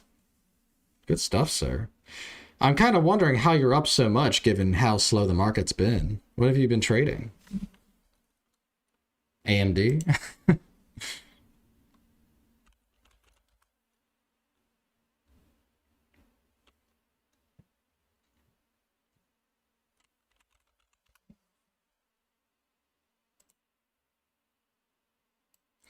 Just trying new things and seeing what sticks with low position trades. So you're up 4.6% and you're just trying new things with low positions.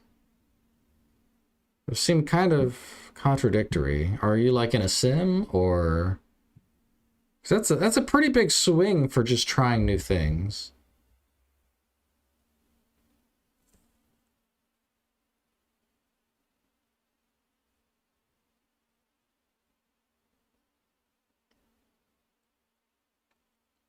Especially in this market too. Like there's a lot of stuff just isn't moving.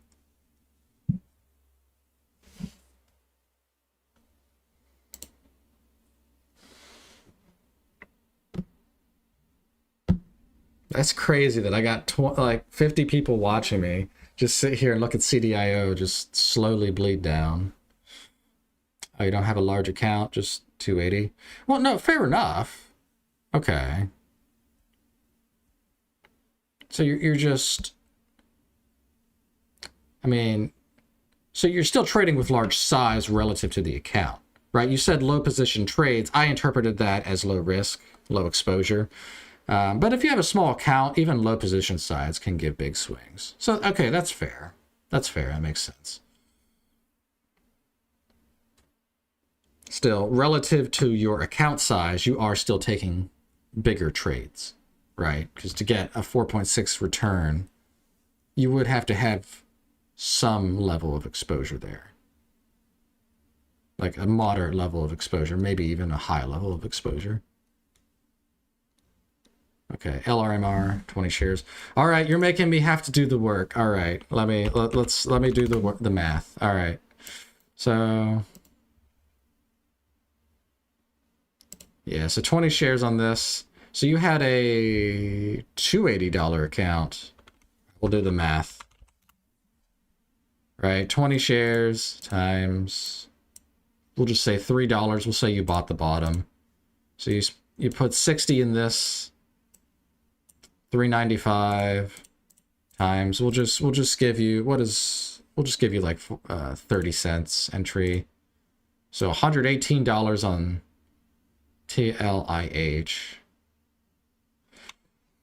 I mean, that's over 50% of your account. So that's pretty big exposure. Or I mean, not in just this trade, but I mean, just the two of them. Yeah, the TLIH is the big one though, because penny stocks have huge percent movers. And like with this allocation, assuming you got in at the bottom, which you probably didn't. Yeah, cash account too. Right, fair enough. But my point is that $118, that's nearly half of the account, right?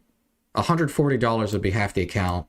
And I'm assuming you got in at the bottom. I mean, realistically, like that's still probably too generous. Times.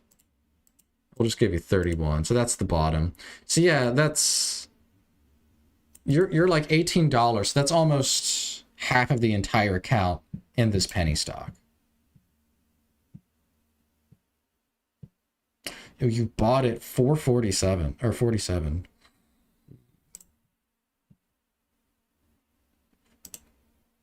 Yeah, so 47. Oh, this is going to be like most of your account, dude. Oh, God. 395. Okay, yeah, so that you put over half your account in this trade. Which is fine. I'm not holding it against you or anything, right? If you take one trade and it's a good quality trade, that's fine. I'm just saying your exposure is quite high, right? Okay, TLIH is restricted on Schwab. It's restricted on Webull as well. Yeah, for whatever reason, this stock is restricted on a lot of different brokers.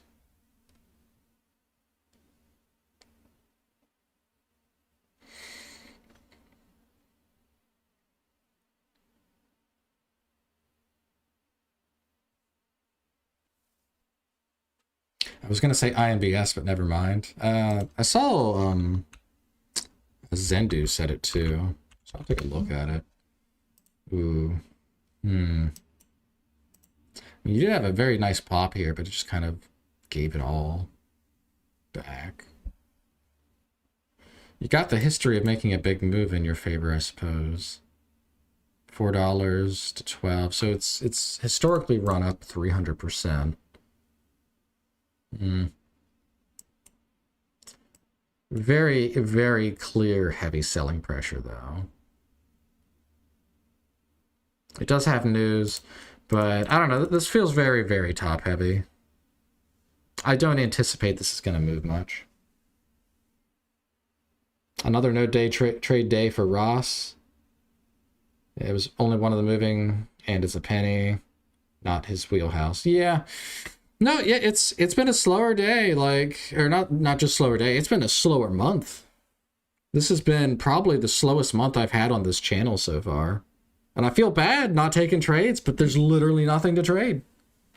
You know, like, I feel bad. I wanna stream and show you guys stuff, you know? It's like, look at my new strategy, guys. But no, I'm just sitting here looking at IMBS pop up and what's probably gonna give the whole move back in like 5 minutes.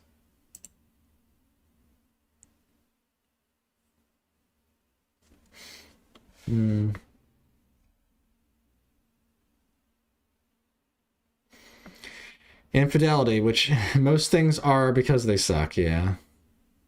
No, yeah, I mean, I forget the ticker already, but yeah, that was such a suspicious ticker. It's not surprising.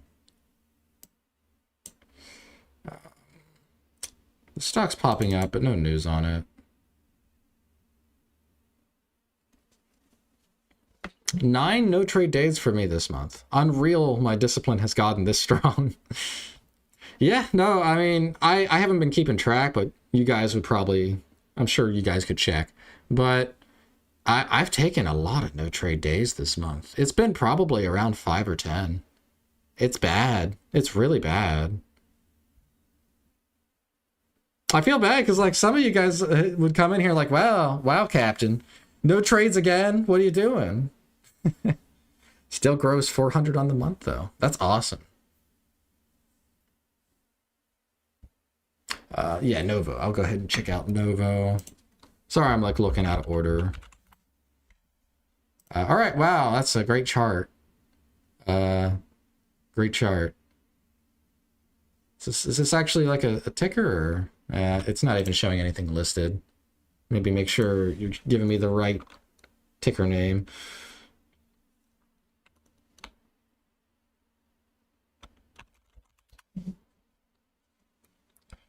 My job is driving, so I try small trades in between stops, trying to come up with a strategy that works with limited resources. I mean, best of luck to you, Matt. I will say, though, that trying to do something like that, like day trading is, it's a very, very deep field. Trying to pick it up on the side is, I'm not going to say you can't make money doing it, but there's a lot of things working against you. Like if you just churn, you're going to lose money in the long run because of fees, commissions, slippage, the spread. Like there's all these things that are going to eat away at you. Like, and I'm not saying that to deter you. I'm just saying that keep that in mind, that just simply trying out things, you have a slight disadvantage. Novo Nordisk. I don't know what the ticker is for it. Let's see, what's the ticker? NVO.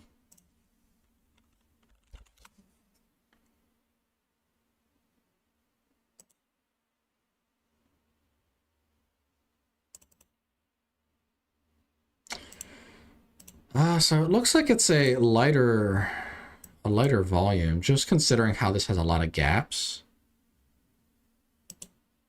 A lot of volume recently though, but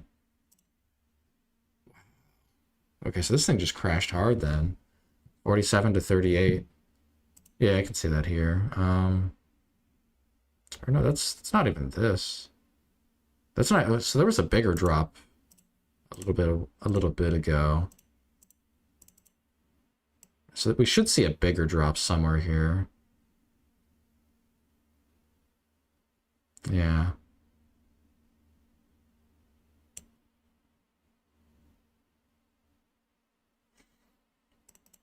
Yeah, I don't know about this company. Chinese phase 2 trial. Oh, is this a Chinese company? No, Denmark. Okay, well, it's still a foreign company.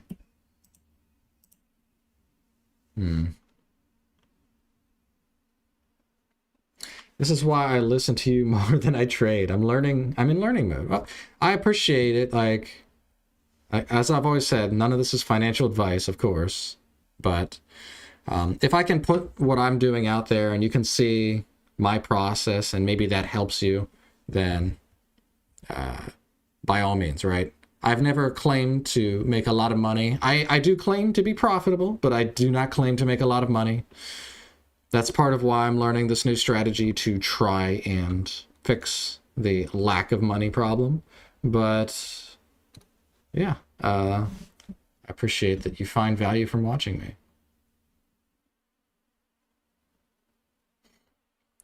No Thanks says you're down 162, but better than 1,621 from last month. Yeah, it's certainly better.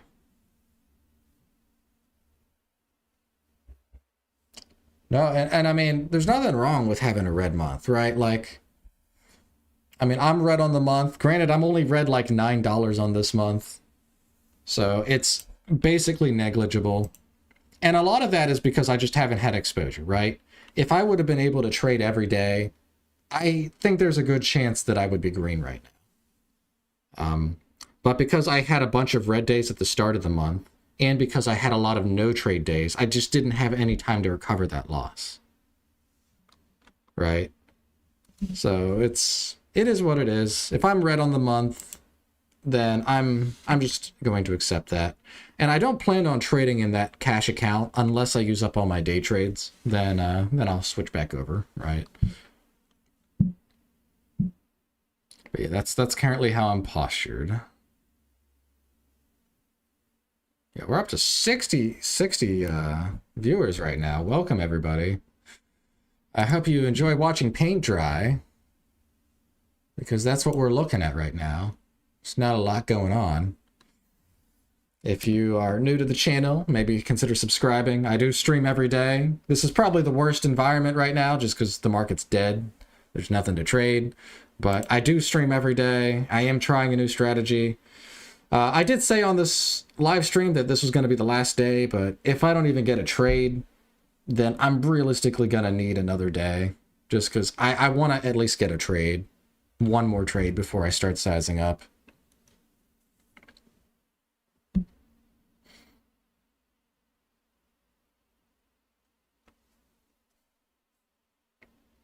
But yeah, that's where we're sitting right now. Just chilling and waiting.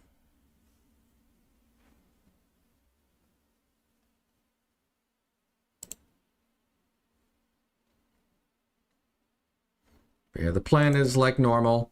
Once we hit 9 o'clock here, I got to get ready for market open. But I will stick around for 5 minutes to see if anything else pops up. If there's anything that pops up that's worth engaging with, then I will stay a little longer. Otherwise, I will be out. What are my thoughts on the midday runners lately? Seems like that has been when the major moves have started lately.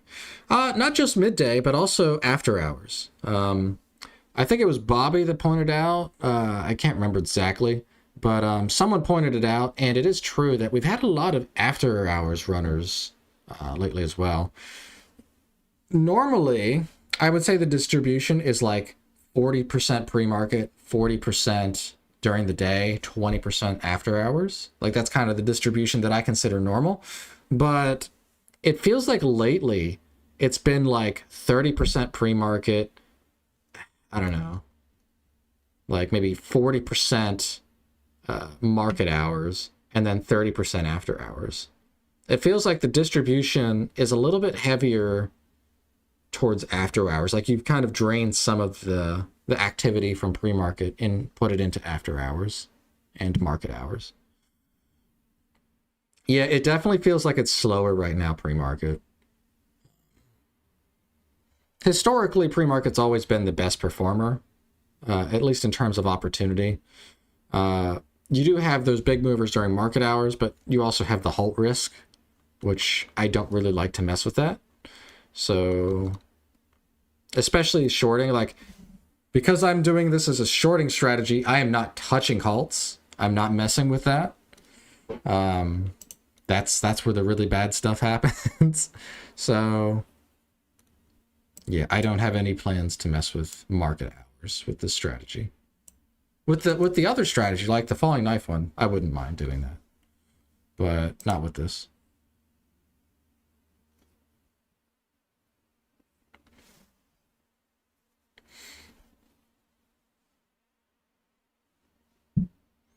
Yeah, I guess we're just waiting for this top of the hour.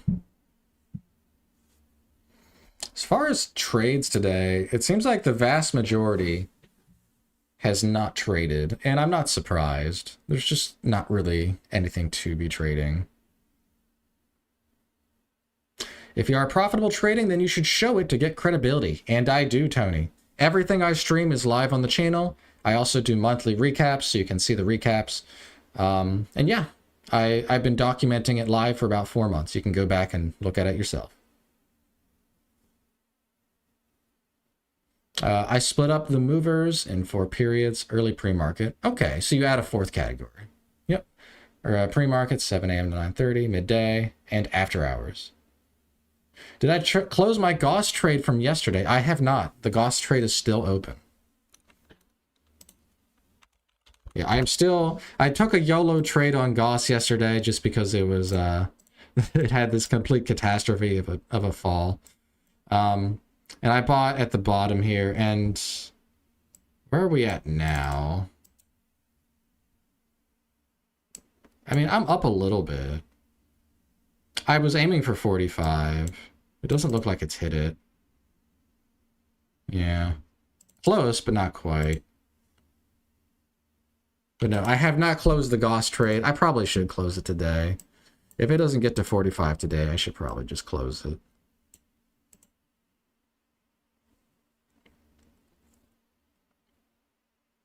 All right, top of the hour, folks. Let's see what we get.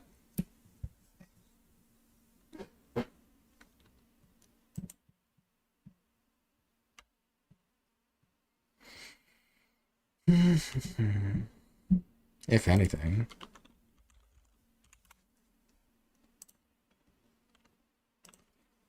All right, TR popping up here. No news on this.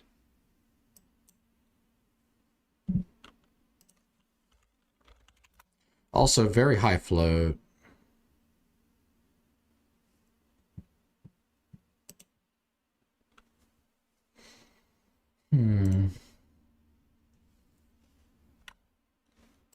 Maybe I could consider a short on this one. By the time I'd be shorting, it'd be well over $1.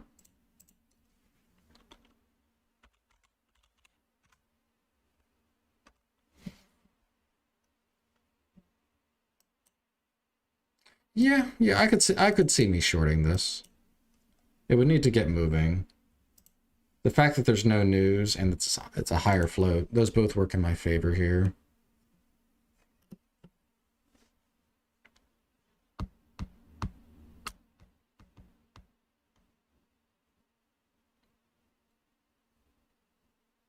Yeah, maybe it just rolls over immediately.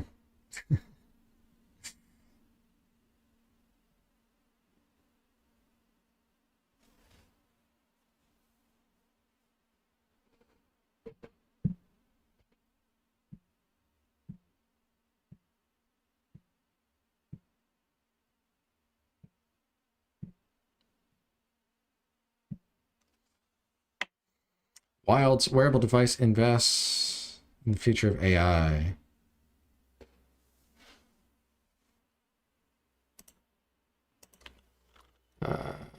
WLDS.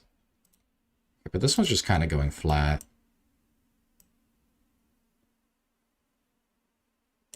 Very big downtrend. There's no volume on this news either.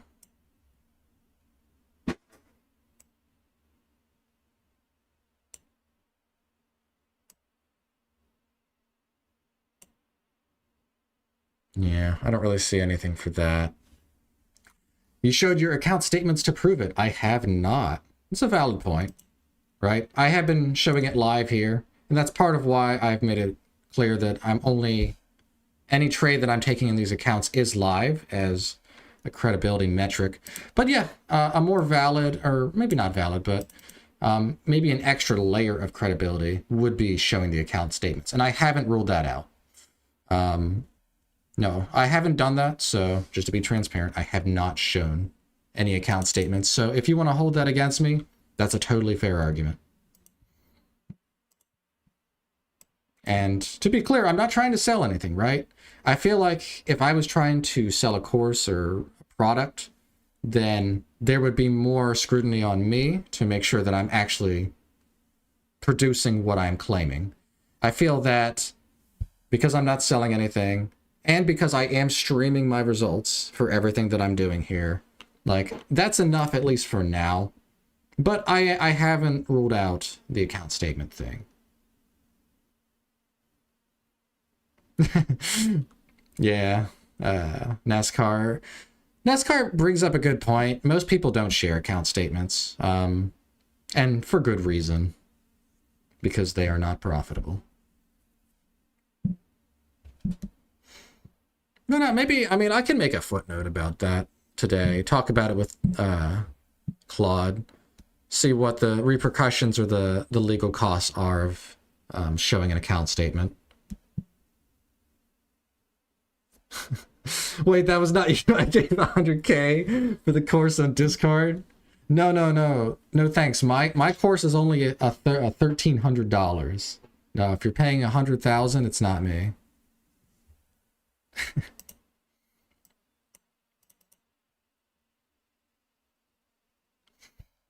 No, and to be clear too, right? I'm not claiming high profitability. I'm claiming to be slightly profitable. You can go back through. I mean, and I guess if it's anything, you can see my account statement. Every single live stream, I have shown my account statement. You can audit it yourself even. You can see what did he end with, what did he start with, and each day it'll match up, right? There should never be a day where my account balance ends and it opens the next day at a different price.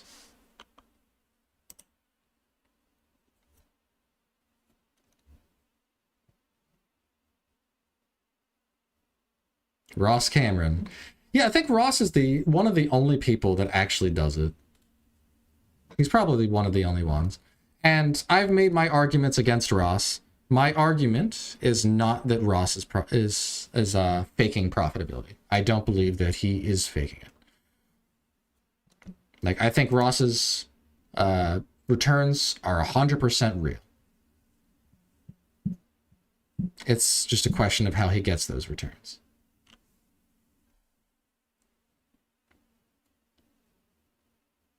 Ross being the guy you trust, ever question why he's so profitable? I doubt he's No, NASCAR. I would strongly push back on that. Like, we are in alignment of how Ross makes his money. Like, that is the question. But to say that he is not profitable is probably like there's no argument for that, right? Ross, he has audited third-party broker statements. There's no question that Ross is profitable. So making that argument doesn't hold up. And this is coming from a skeptic, right? It's important that you acknowledge the strong points of someone's position. And Ross does show audited third-party broker statements. So there is no argument that he is not profitable. Right? Like, I mean, can we all be fair there? Can we agree on that?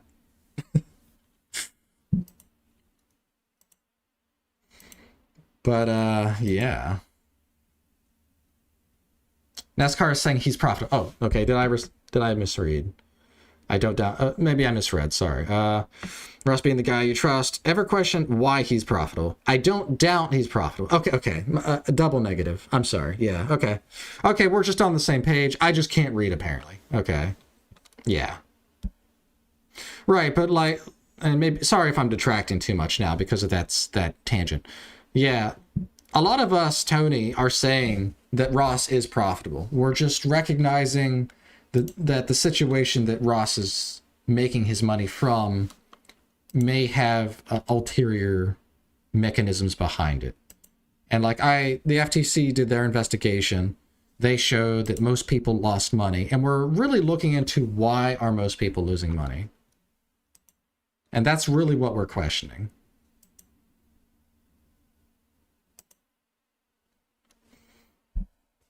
Yeah, sorry about that, NASCAR. I misread what you said.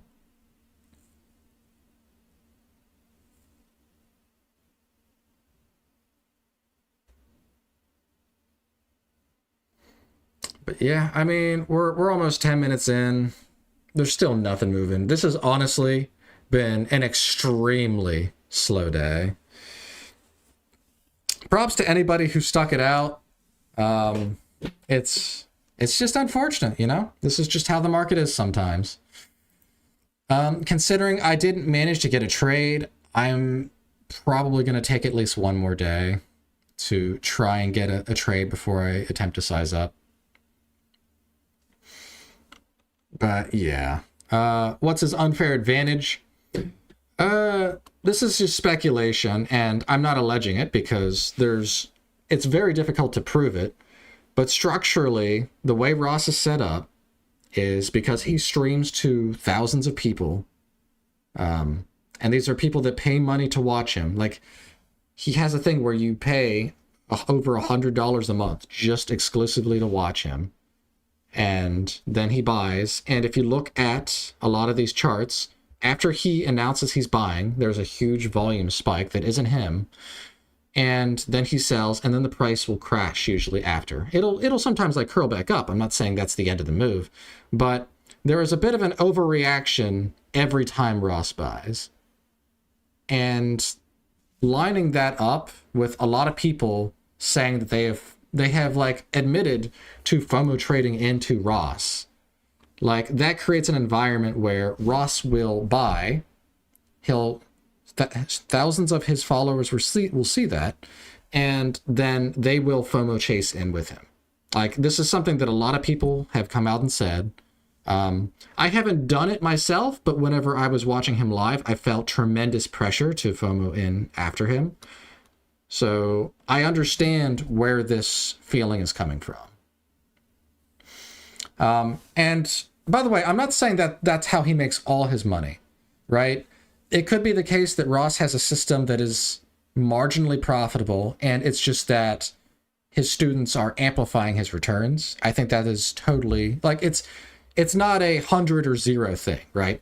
I'm not saying Ross makes all of his money from front running, because that is essentially what I am describing. But I am saying that there do seem to be mechanics in place that would enable front running, which is the concern. Now, I can't prove to what extent, and I'm not claiming that he is front running intentionally or that he's making a lot of money from it. But there are factors in place that make it very apparent that he would benefit from it. Yeah, he live streams to thousands of followers. If he didn't do that, what would his results look like? Funny how he never had a challenge like that. Well, no, the challenge videos are actually the most apparent evidence to me. Because think about it like this. When Ross is in his small accounts, he usually only takes 1 or 2 trades, right?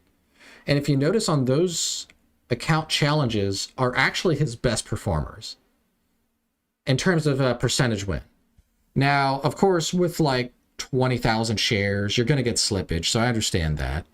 But for him to get like 100% returns, like even with small size, that's insanely impressive. Right. I mean, I'm thinking of his, he did one in like CMEG recently, like a couple months ago, where he took, what was it, like a $2,000 account and turned it into 25,000 in a week. Like he 10x'd the account in a week, taking 1 or 2 trades a day. Like, if you just ask yourself, what are the probabilities of doing that? That's an insanely high unlikelihood. Thank you for saying this. I've been following Ross and have been really on the fence about going all in, having paid $18 for the 2-week trial. Universal on my channel. If you want to check it out, I do have a Warrior Trading review video where I break down. So there was a FTC investigation. If you guys didn't know, he was sued for $3 million by the FTC for misleading people with his advertising. That was what the lawsuit was about. And I went ahead and made a video talking about it.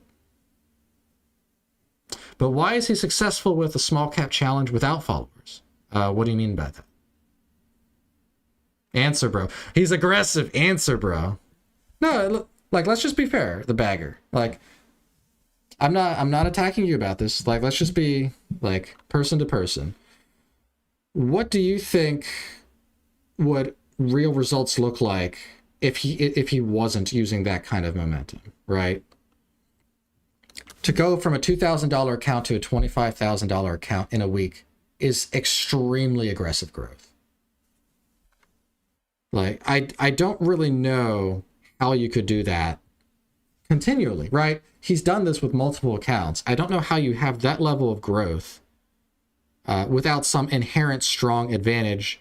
And if you did have such a strong advantage, why can nobody replicate it? Like, if it's that strong of an edge, you'd think that at least some people could replicate it.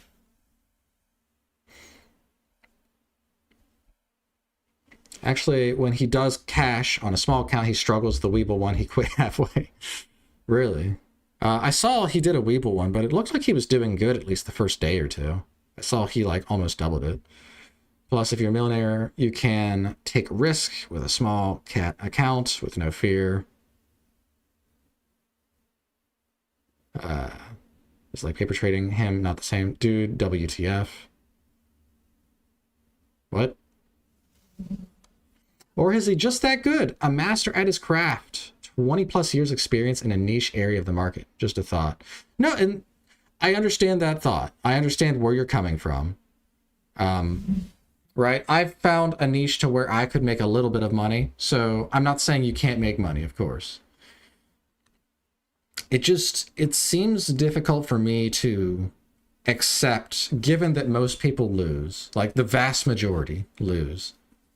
And these are people that are willing to commit thousands of dollars. So these aren't just random people. Like, these are people that are willing to put massive investment. Sorry for starting all this. No. I mean, it's good talk. Like, and I'm not coming at this from an angle to attack Ross. I'm trying to just understand what's going on, right? I like Ross as a person. I think he's an excellent teacher. I think he has a great way of communicating ideas. I'm just trying to understand. I'm trying to make sense of this, right? I'm trying to understand it all. My personal thought, if he didn't live stream every day, he'd make 20K a month instead of 200,000. He'd still make money, just not nearly as much. And that's NASCAR, that's kind of where I'm sitting too. Like, I'm not claiming he doesn't make money, like, from his skill. I think that he's narrowed in and found a very specific niche that can make money. Rhyme is moving, but I'm basically done for the day. Yeah, he's found a niche that he can make work to make a little bit of money. And I think through the way he systematically set things up, he has potentially enabled himself to get an extra front-running advantage. It is hard to accept how good he is. It is easier to say he's moving all the market with his followers. There are thousands of other trading gurus with followers. Why they aren't doing that? Why they are not doing that? Well, Ross is definitely the biggest. And I think there could be some that are moving it with their followers. I don't think that that is not the case. But I don't think there's enough people that actually... Because the thing is like, to build a following, you need to already be profitable, or at least look like you're profitable, or people won't follow you. Hard to accept how good he is because it changes the picture of yourselves. Ah, yes, internal reflection. It's me that is the problem. It is the people that lost money that is the problem.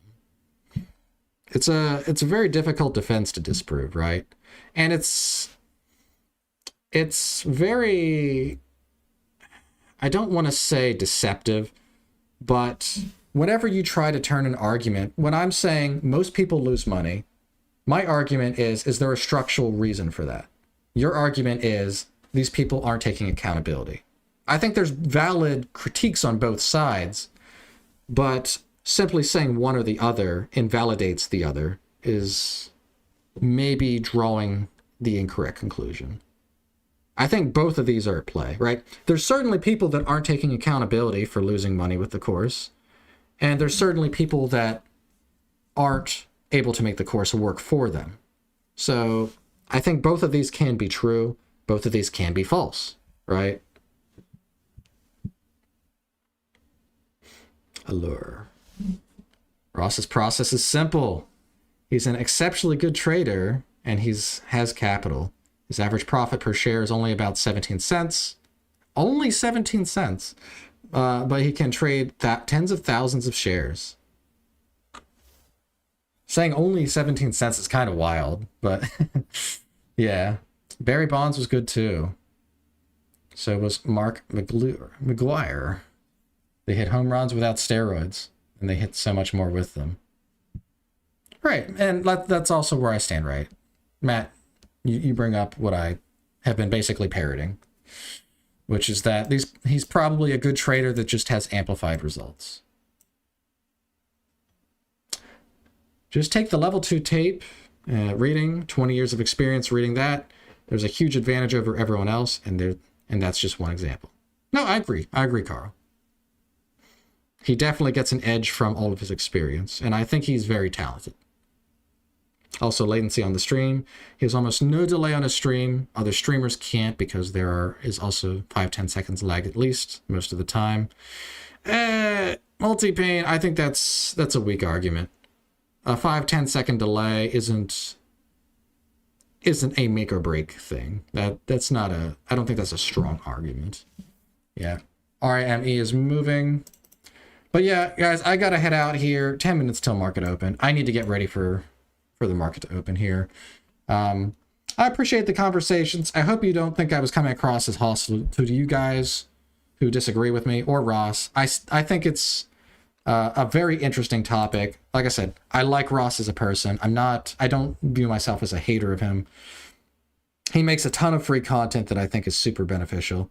But yeah, I'm going to go ahead and end it here. I'll be back tomorrow. Hopefully we get something. And you guys have a good rest of your day.